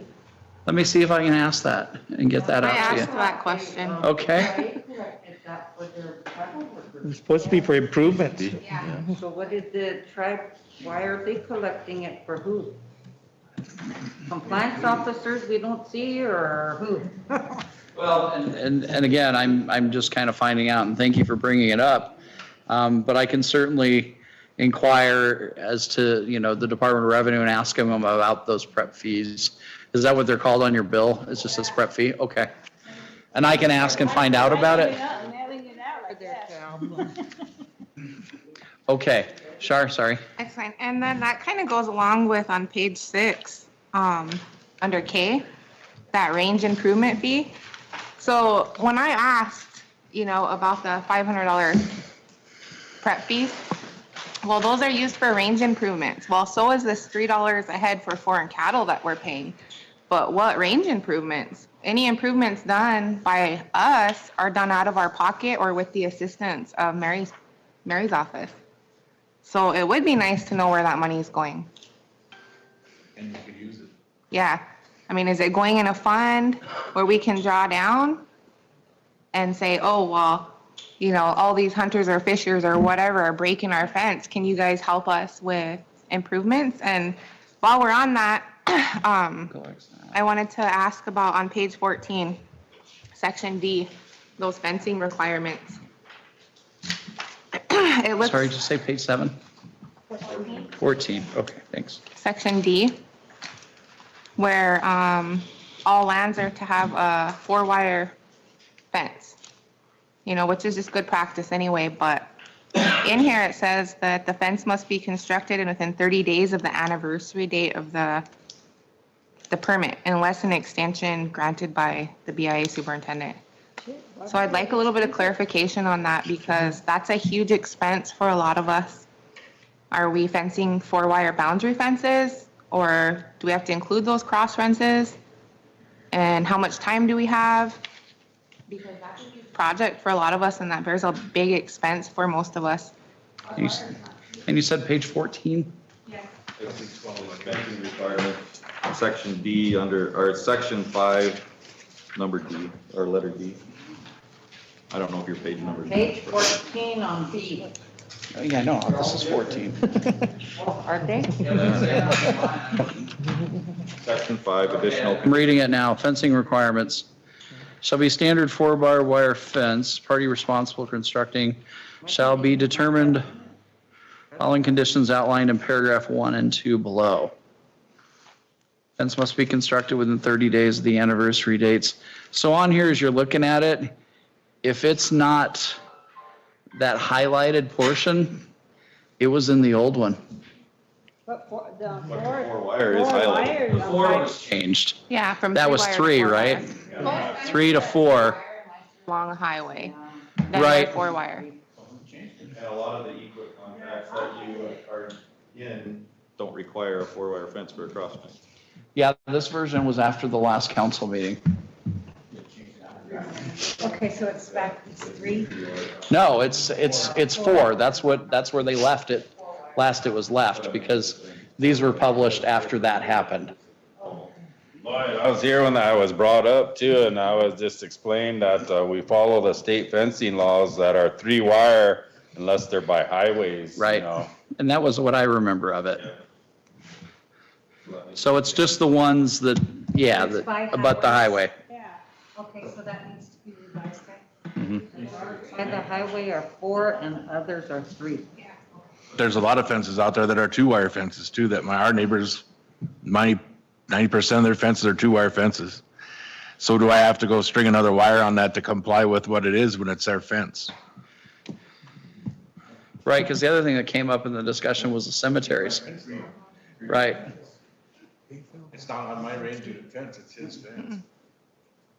Because our hired man dug around for 2 days trying to find the 3rd wire and he never did. Oh, my. So you're just talking, I mean, if they're just going by requirements on range unit, they shouldn't be checking all the rest of it, right? Our neighbors are up against the range units and that's their fence. It's been there for 100 years and it's 2 wires and that's all it's got. Yeah. It's all it's been since I was born. Since I was Members or non-members? non-members. Well, they'd still have to comply with state law. It's been that way for 50 years. There's only 2 wires and there's miles. So I'm wondering if somehow the state law grandfathered it in. Shouldn't. I Yeah. thought of it, I know there is. Well, is it a range unit or? It's on the edge of range unit. Well, you should find out the unit and give it to somebody. Take a look at it, what's the issue? I know there's 2-wire fences along gravel roads. Well-traveled gravel roads, there's 2-wire fences. Yeah. We run open range on ours. We don't have any fences on a lot of ours. On the roadway. Well, I want to see about getting an accounting. I think you had mentioned, I want to see what revenue is collecting. And again, I think, a fair statement saying, well, where's that money going? What's it taking care of? What improvements should it pay for? What about the foreign cattle tax? Who's collecting that? And where's that going? Is it sitting somewhere? Application to get help for improvements. Right, but I want to figure out if there's money there. When we questioned like last spring, we had a lot of dams wash out because of the big snow and then a big 5-inch rain come through, and when several of the landowners and some of us, our committees, and went and asked and questioned about fixing some of our dams with that money, and then nobody knew where it was at. So you're right. Who do you go to ask to help with that? We start there. Oh. That's where it goes to. But that's where it's. It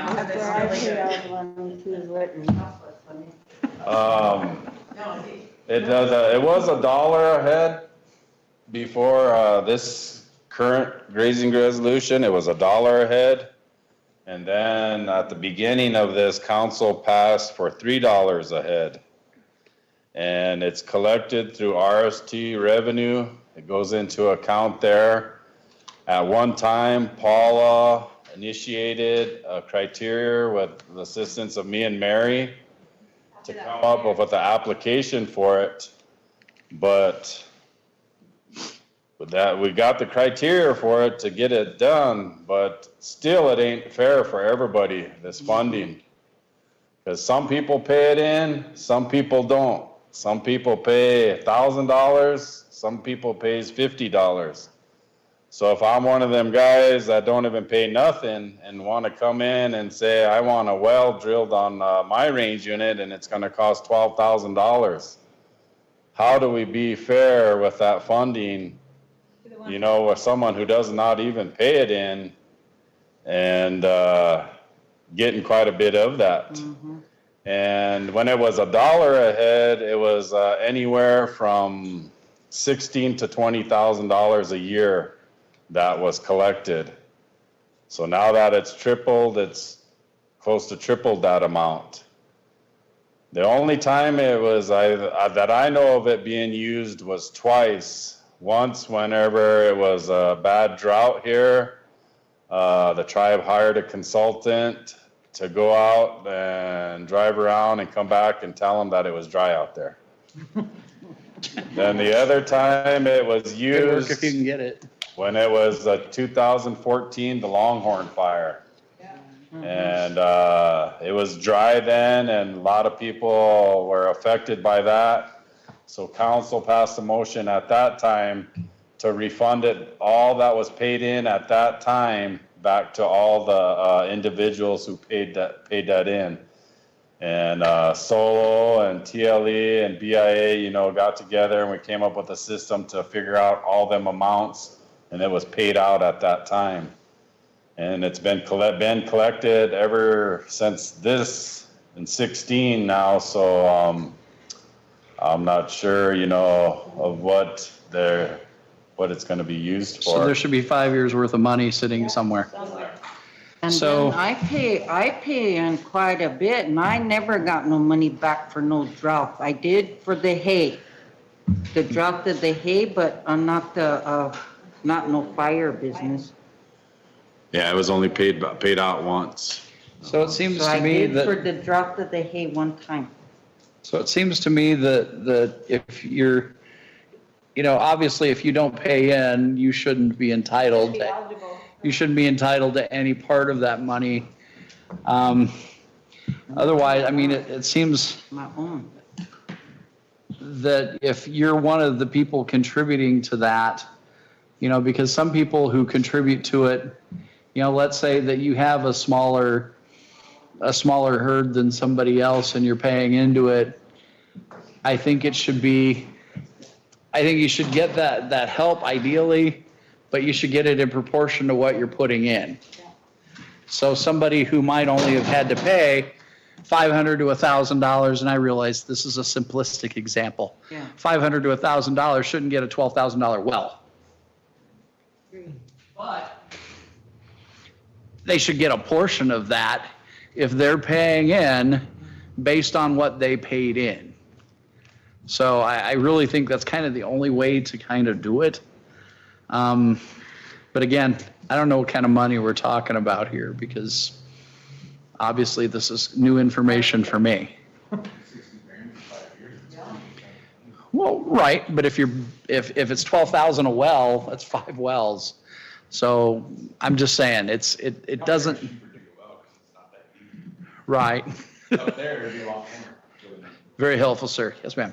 Lloyd, just for clarification too, through like the EQIP program, the structural practices, some of those are covered under those contracts, those programs. But in the instances, there are some requests for like culverts or auto gates, things like that are not covered under EQIP, just for clarification. Thank you. So what do those typically cost? I'm just curious. Depends on what, you gonna buy by the foot, probably like That's a big question of that. haven't bought auto gear for a long time. But I think they're like. Spendy, right? 8 footers like $1,400 at the max up in Union Center, I think. Okay. 8 or 9 footer. And a culvert basically depends on the size of the culvert, right? Yeah. Okay. And you gotta install it. And if it's on, again, another thing I want to bring up about this, foreign cattle tax. Okay. For instance, we take in some cattle from other tribal members that don't have enough land to run their cows, and we take them cattle in and they still call them foreign cattle when they're owned by tribal members. And we still have to pay the $3 tax on those, even though they're cattle that are owned by a tribal member. So we're paying for, they call it a foreign cattle tax. I think a foreign cattle tax should be deemed like out of the Tripp, Todd, Gregory, Millette, off the reservation, not necessarily cattle that come from within the reservation. Because like, and they take in, my brother takes in cattle for another tribal member and runs them on his range unit, and yet he still has to pay foreign cattle tax for them when they're cattle that are owned by a tribal member. Okay, so it sounds like you want an exemption for that tribal member. There should be an exemption for it because it's a tribal member. It's not a cattle that's coming out of Nebraska or Wyoming or up on the North Dakota border or anywhere. It's cattle that are born and raised and stay on the reservation year round, but they have to pay a foreign cattle tax because they take them in. Or to piggyback on that statement a little bit that Richard's talking about, we run our cattle together as a family, my son and myself and my 4 boys, and then they want to charge a foreign cattle tax for every brand.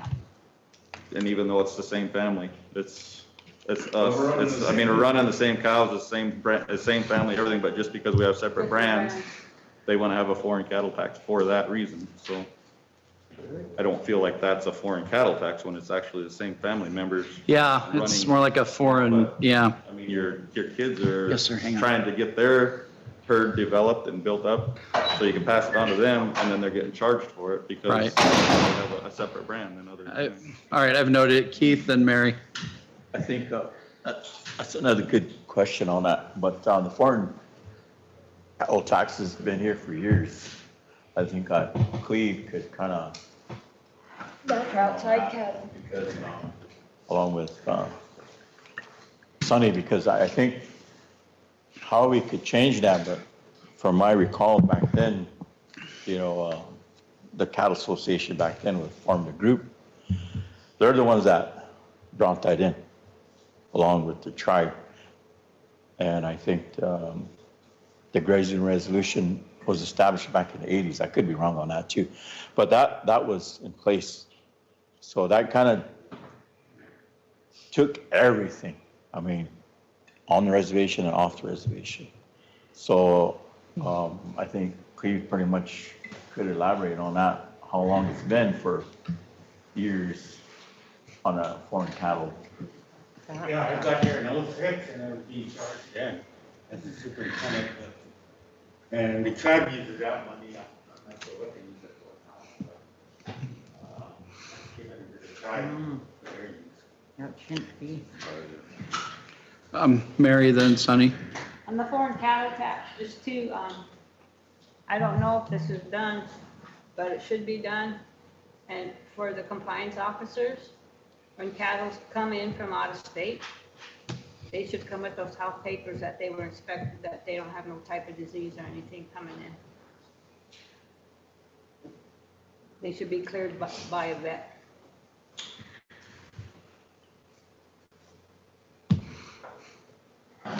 There's no brand inspection zone right by the border coming in?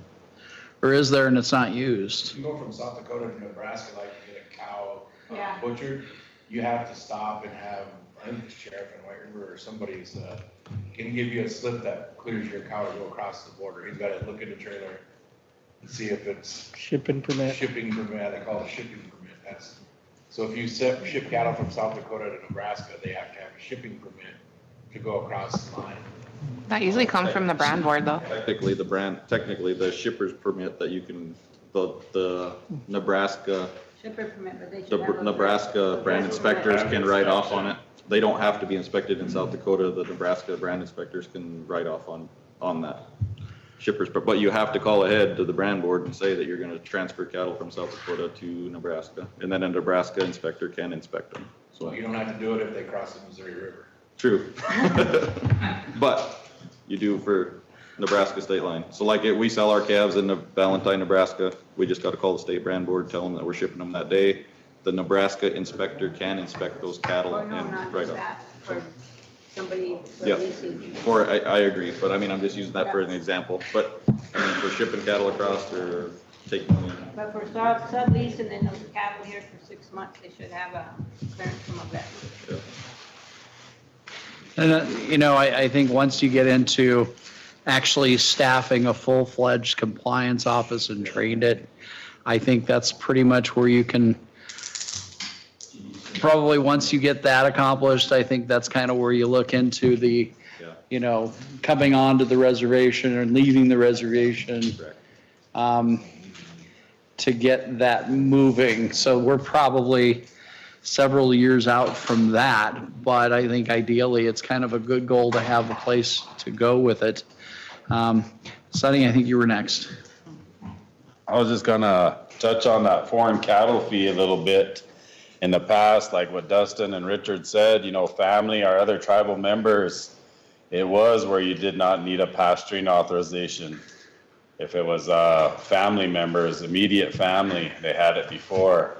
But due to the last 5 years, whenever FSA started accepting pasturing authorizations for these programs, Dustin would be the only one eligible. His boys wouldn't be eligible even though they ran cattle on that unit because the unit's in his name.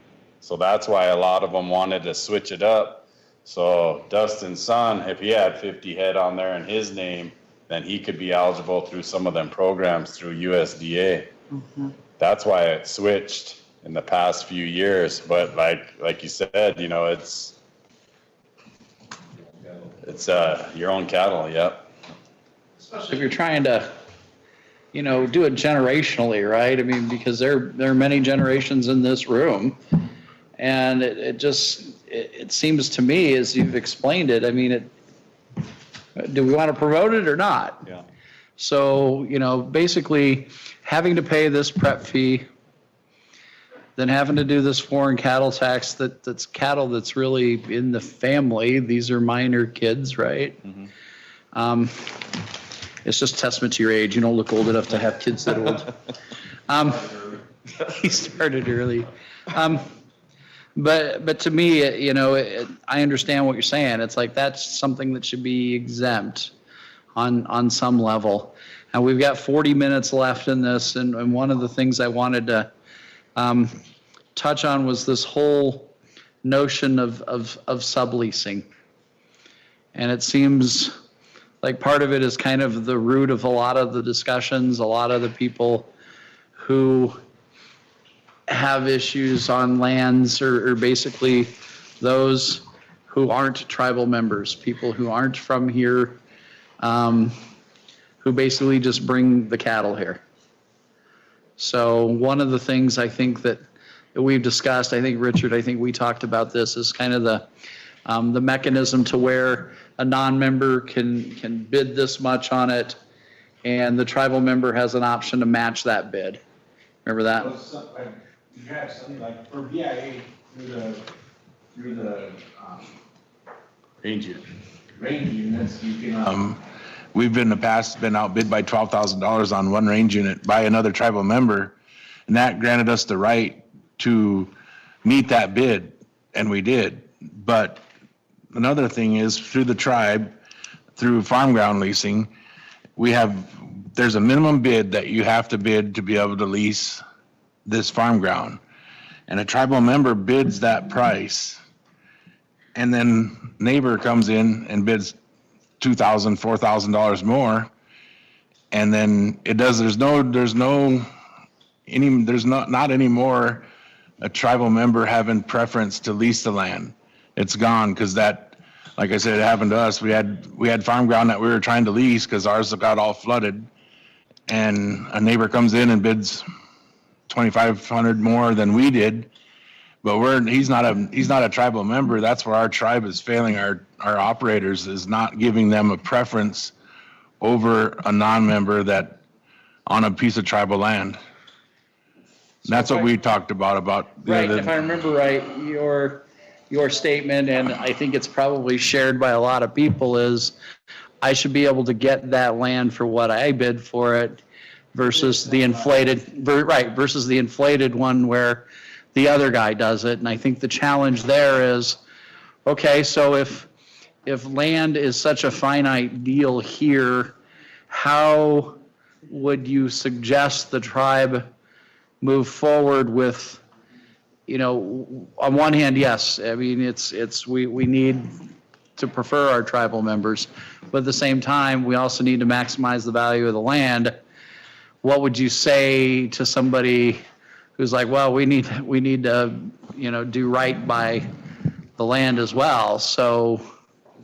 Set by, the tribe sets the price for the land, and that's the price that they're willing to accept. Okay. So that's just like going to Walmart and somebody says they'll give you $10 for that Snicker and you only got to pay $1. You're going to let them have it. It's a tribal members used to have a privilege back in the 80s when it started. You had Indian preference, and as long as you were up to date on everything, there should be Indian preference for our farmers and ranchers, because this is farm ground that I'm talking about. Sure. But I mean, it's set by the price is set by the tribe. That's what you have to pay for it. And if you're a tribal member, you pay it. Somebody that's not a tribal member shouldn't be able to come in and bid $4,000 on it if it's $2,000. And then you've got the right to meet their bid. That's not what it was set up for. It was set up so that you could pay the $2,500 or whatever it is, and that's the price of the land. And you bid Indian preference on it, and then there's no Indian preference. You got the preference to be able to meet the high bid. Okay. Yeah, I put you in a bidding war. Right. So if you're the tribe, and again, I'm trying to conceptualize this because I think you make a great point. So my concern with that scenario that you've described is if the tribe comes out and says, all right, well, $2,500 is what the tribe will accept, there's no incentive for the non-Indian to come in and offer me $4,000 if I've already kind of outbid myself and said I'll take $2,500. So how do I, if I'm the tribe, how do I get the maximum value? But let's say somebody doesn't want the parcel, right? It's obviously a non-issue. This non-Indian's willing to pay me $4,000 for it, and there aren't any tribal members who are interested in that, then that's an easy thing, right? I'll take your $4,000, here you go. Yeah, but if there's a tribal member. Right, so maybe a way to do that would be if the tribal member puts in notice that, hey, I'm interested in this parcel, then we don't have to worry about the bidding situation. That's kind of what I'm saying. Yeah, well, that's kind of what I'm getting at. Right, so You used to be able to notice. bid, when you submitted your bid, they used to open them up, every bid, they used to open them up in front of whoever was there. And they'd say, well, this right here is $2,700 for, and then Richard has a $2,700 Indian preference bid because that is how much they want to lease the land for. Somebody else can't come in later on and go, well, I want to bid $4,400 on it. And then only repercussion I have is that I have to bid $4,400 on it. Yeah. When it's not a tribal member. Well, right, and so you're in a position, these are after all our treaty lands, right? Yeah, that's what I mean. So what if we had some scenario in there? What if we said, okay, this is going to be up for bid. The tribal member deadline is 60 days from now, and then 60 days comes by and no tribal member stepped up. Shouldn't the tribe be free to, do whatever it is you need to do, get whatever? Yeah, well, that's fine by us, Okay, but so if we can come up with some sort of way to help with that we'd put that notice out there, then that would be agreeable to the situation, you think, or be kind of a fix? that way we could That way you bid don't on have it. to be elevated to suddenly paying $12,000. Well, we got outbid $12,000 on a range unit Well, right, I don't doubt you. by a tribal member, but we had to. But if then- you're just getting started as a tribal rancher, you're not gonna have that kind of cash just to No. go out and run. That's what I'm saying. You guys, the tribe wants younger people to be getting into agriculture. If they don't make it an incentive for a tribal member to get into agriculture, there's no way they can get into it. Costs are too high. Thank you. Yes, sir. What's to stop them we had someone come in, and we got a letter from TLE saying, this person challenged you on your lease, right? Do you want to match your bid? I found out who the person was, it was a non-native. Why should a tribal member have to match a non-native's bid? What did TLE tell you? We had to match their bid, now we're paying 3 times the amount we used to, because they put us in a bidding war, and now for land we were getting for 3,300, we're paying almost a little over 9 for it now. So the non-member was able to basically inflate your price. Okay. Cleve can, But just like you said, there should be 2 stages. Maybe, okay, we're opening it up, here's for the Indian operators who would like to bid. If you don't get anybody, then open it up to competitive to everybody. Because right now, it's not being fair, and it just goes up, up, up. Take care of your Indian operator, and then open it up. And they'll take care of your land. We got land surrounding our home site that we leased, that's been in the family for 40 years, and now we're in bidding wars over people fighting to get in next to us, and there's no reason for them to be there. Cleve, Yeah, and you're right. I mean, there are non-Indians coming in and putting bids on other tracts, other leases. And we're also getting other tribal members coming in and putting into those leases also. So what do you do at that point? You got 2 tribal members facing off on a piece of land that you lease forever. I mean, we hear the same stuff from, well, I've heard it from non-Indians.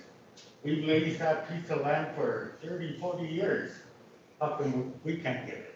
So there's arguments both ways, and I mean, it's just something that we're starting to deal with over the last couple of years that I've been at TLE.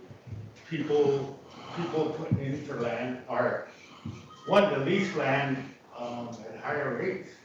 And TLE, yeah, it's tribal land, but it's also shareholder land.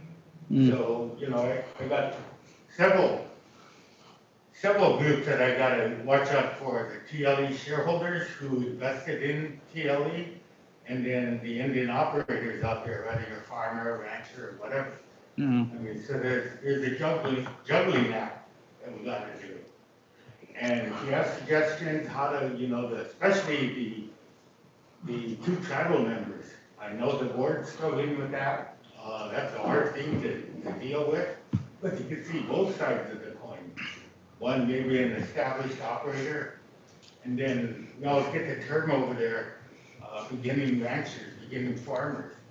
And in TLE, there is no such thing as beginning rancher or farmer, only in range units. There's that provision. It's, if you got, you know, some suggestions, let us know, because it's something that we're struggling with over at TLE. can I ask? Cleve, thank you for that. Can I ask, like, for instance, if somebody calls and they say, hey, I want to bid X amount on this property, to do that to where it challenges the current one, do they have to put up the security, or can they just throw up numbers? TLE has a policy where if it's a 1-year lease, you don't have to put up a bond. But if it's a multi-year lease, then yes, you have to have a bond, which equals 1 year payment. Okay, so. I think he's acting just like on a bid. Oh, no. Like when they call in to you and they say, if a farmer was paying $10 an acre, let's say, well, we want to pay 12. Yeah. That's exactly what I'm asking. Down or.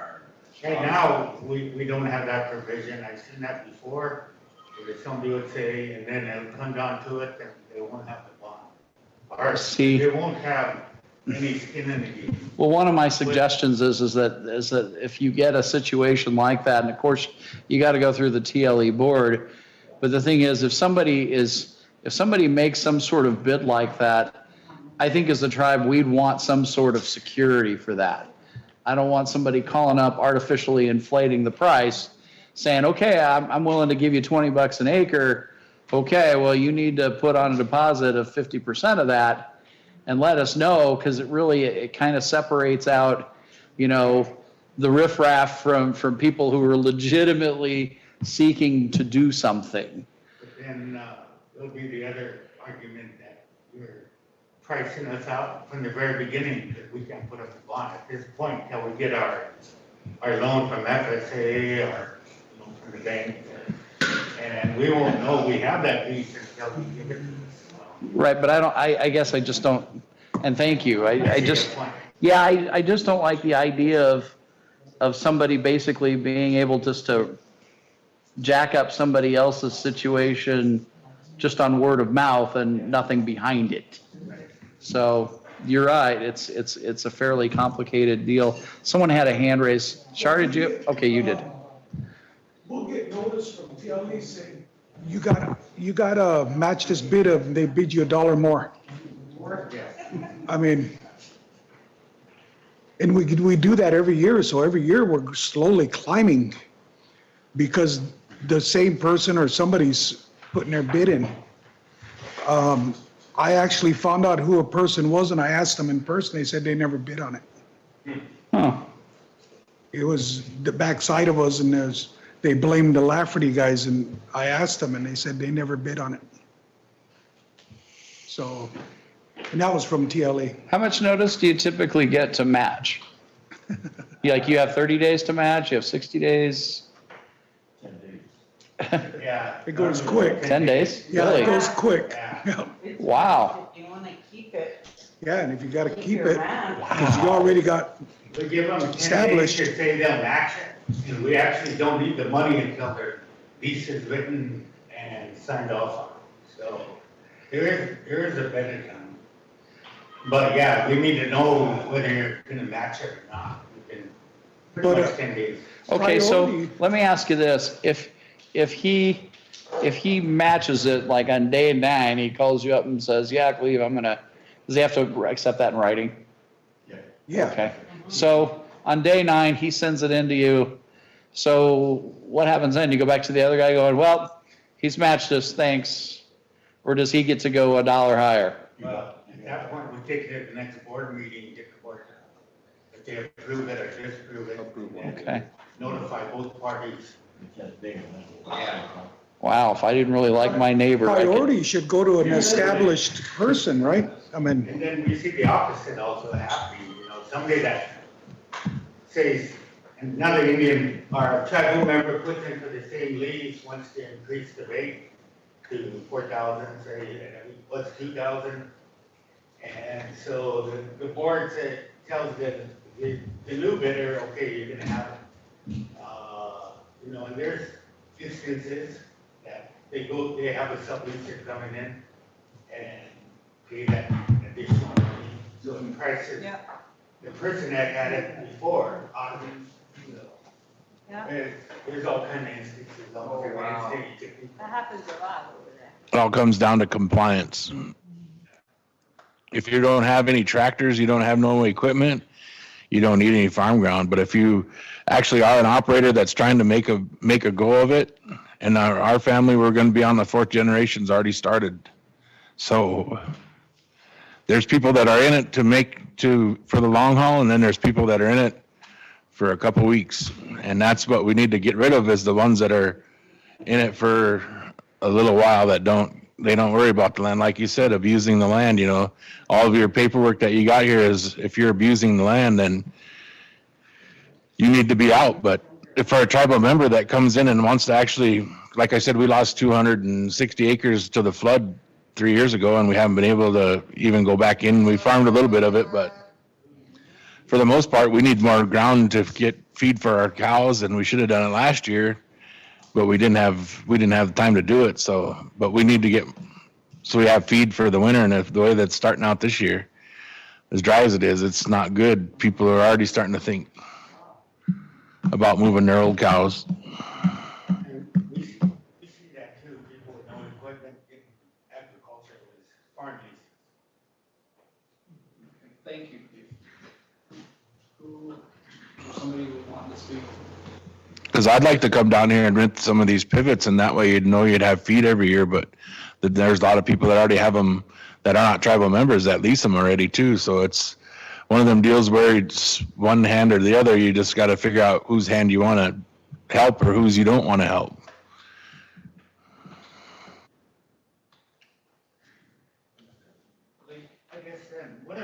suggestion that we made over at PLE, making people, like farmers, I guess, people that farm, turn in IRS Form F, but that Form F will tell us whether or not they actually are farming. So that's one of the suggestions we can get around. That's kind of tough to do, to give up your tax information for that part of it too. But I mean, a compliance officer can go out there and check, and if you're out there farming it and you're out there working it, that's where the compliance officer comes in, that he's out there checking to make sure that you're the one doing it, not somebody else. And like I said, you could do that with I could show you receipts, but I don't want anybody else to see them of the seed and all the chemical and everything that you put on the ground. But I don't want nobody else to see it. I would take it to the head guy, and then I'd say, here's my compliance, that I'm in compliance with what you wanted, but I don't want anybody else to see it, and I don't want it to put it on file. But I would do that with the head guy. I would do that in that situation where if it's where the land's right there, and it's like, I have no problem doing that, but I have trouble turning in my taxes to anybody. Conflict of interest.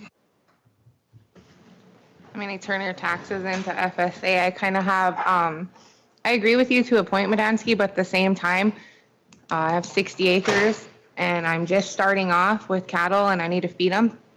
I hired these two 3 years ago to hay my stuff because I don't have the hay equipment. So it's not a one size fits all. You got to remember that. You're speaking for, when you're talking for all of us, Yeah, you know. but he's talking farm ground versus hay. Yeah, well, I understand that. It's the same situation though. If I'm just starting off and I want to go to Cleve's office and get 600 acres of farm ground to feed my cows, and if I hire them, that's nobody's business. Yeah, well, we're on the same way, we hire somebody to do all our farming. Yeah, I'm just saying, It's the same situation, like, it's not a one size fits all with this whole situation. Or, I'm not saying that's against anybody. I'm just saying as tribal member to tribal, yeah. non-tribal member to non. You can't necessarily say that you're just not gonna be able to, I mean, we gotta hire somebody to come and farm our ground too, because we don't have the big equipment like they do, we can't afford it. But we're still paying the lease, and we're paying it, and we're using the feed for our cattle. It's just not our equipment necessarily doing it. I He's mean, got a 50-foot drill, and we got a Yeah. 20-foot drill, and he. I mean, they can do it in a matter of a day where it takes us a month to do it. So, I mean, you gotta look at it that way too. So, Well, and it's about being neighbors at the end of the day, right? Yeah, helping each If they're other. gonna pitch in to help each other out, then you know what, nobody should look down on that. I mean, that's the virtues that are on the wall there, right? Yeah. and another thing, I guess, is, you know, are we gonna have to go through every 5 years and have to keep changing this? I hope not. I hope not too, because like Mary said, we all sat in here in the evenings. You know, we had over 10 meetings at least, and Sunny came, you know, we had all these meetings and not one tribal council member was there giving their input in 2015 or 16.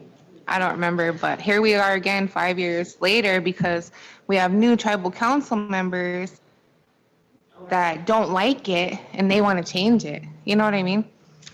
Just, once you put a contract in place that's supposed to be there for 10 years, you assume that that's what it should, all of this stuff shouldn't possibly get changed at the end of the 10-year contract. And I mean- think that's what we want is 10 years, you know, farming, ranching, it's a slow progress. And you have to borrow to move. I don't care what they say. The thing is you can easily have in either business, you can easily have 2 or 3 bad years, right? Exactly. So 10 years, Well- again, I'm really confident they're gonna hang on to the 10-year part of it. So then that, it all won't be implemented until this contract is. Again, I think it's probably, it makes sense to do it with new contracts. So contracts that they're entering into coming up. So if you've got an existing one, I don't see them applying a retroactively with that. You'd have a real hard time doing that. And then sorry. Another thing I'd like to bring up to the council is that back in 90s, 2000, we had a lot of problems in agriculture where we needed assistance. And the tribal council came through buying hay and corn and other things for the ranchers. And all this COVID money, they never offered us anything. And we're tribal members that are trying to make a living ranching, but they never ever offered, ever asked, never offered anything to to help the ranchers, which are going through tough times right now. It's for the cattle business, it's way down. And the amount of the inputs that you got to put into it would make most people stagger what it costs to plant a crop or to harvest a crop, to do anything like that. And there was no help offered at all by the council. And Did anyone else? Yeah. Yeah. What were you told? And the sheriff people told them, we need help. Our ranchers need help. We need call too. It's What did they crazy say? because Pine Ridge Reservation, they didn't even, their ranchers didn't have to go in and ask, they just did it themselves. Because and Eagle Butte, Pine Ridge and Eagle Butte, they support their operators, the ranchers and farmers. They didn't have to go in and ask. And the reason why is we're business. That's the first thing sheriff should help is businesses. Businesses. All across. Our money goes into the And they general all need account. help. And I know a lot of us qualify or could apply for these SBA loans. I don't know anybody in this room. None of us were approved. The only thing that we've gotten any kind of assistance on is just recently we can get that PPP. And that's not a lot of money. It helps, but it comes with lots of stipulations too. I got it, I'm grateful for it, but we're not like other businesses. Christy Nome's funds, I don't know one Indian here that got any money from that. We all tried. So we've not gotten any kind of assistance, with the CARES, the government, the United States government CARES money at all, except for recently with the PPP. But when you asked here, what were you told? I mean, you guys said you guys went to Rodney and. That's Monica. Monica, what did they tell you when you asked CARES Act for money? They said that they got too many other items going with all this other stuff. When was this? This was Was this when toward the we end of the probably year? had close to maybe 23 million left. Was it like toward the end of the year, or was No. it like in August? Where's the, I'm trying to figure out, because I know toward the end, they were no, spending money on a lot of this- things. No, this was before then, almost towards the beginning. Okay. And I've talked to a few council reps that I know that I talked to, and I asked them, if anybody bring this up or anything to the council, and they said no. And I said, well, could you guys do it? And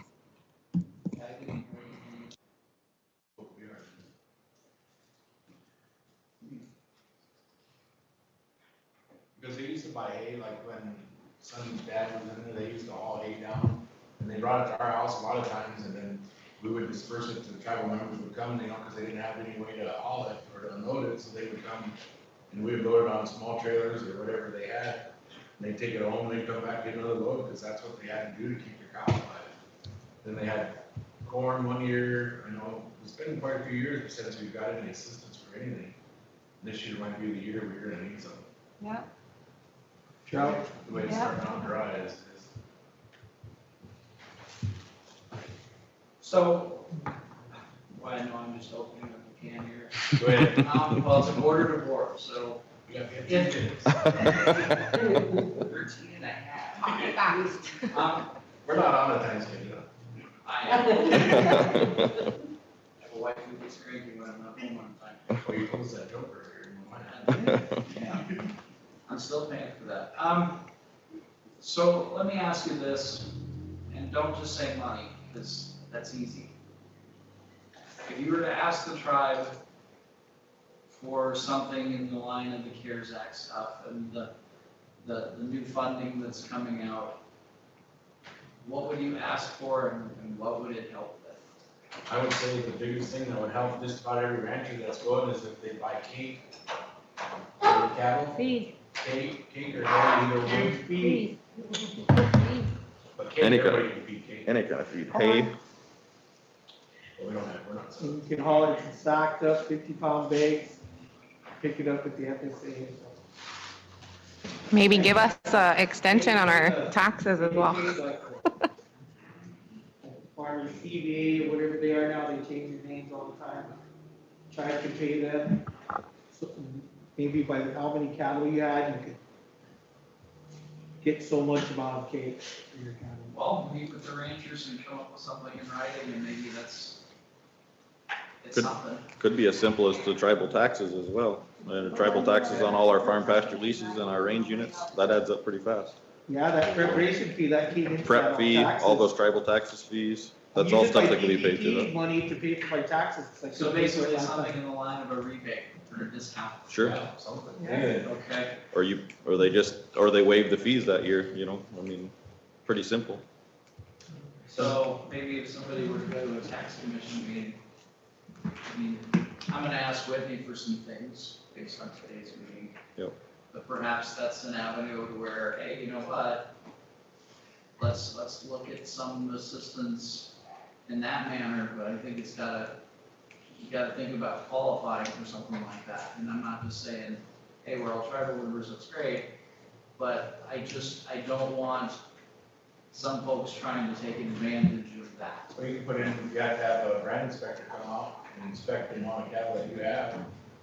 But Or I go think by I'll your, leave that to the professionals and That's that's. something I was saying that you, I mean, the brand Well, the inspector. CFAP, people put up for CFAP, you could get that information from the FSA office. yeah, How much cattle we have. how many you turned in on your CFAP should be a pretty legitimate number.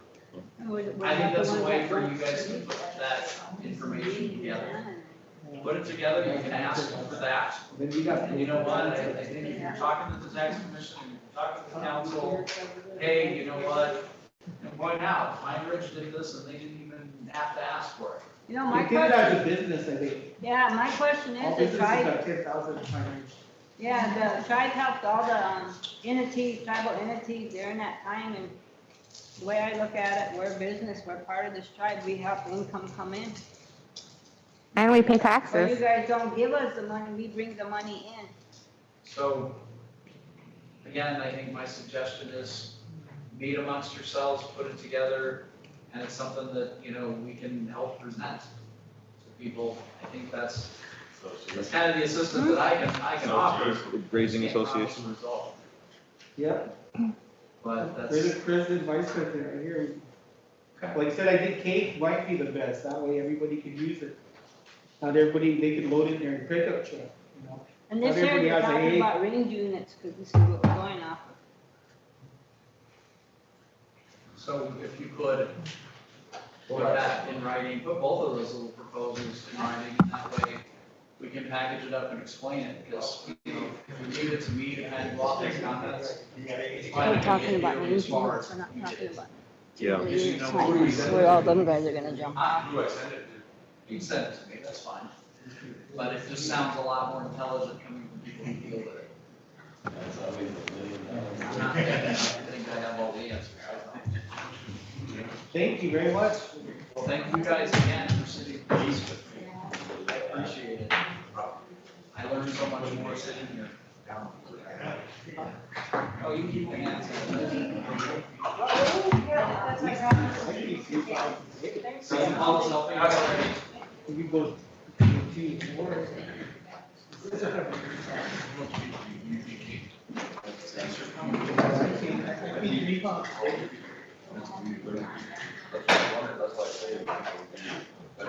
Hey, Paula.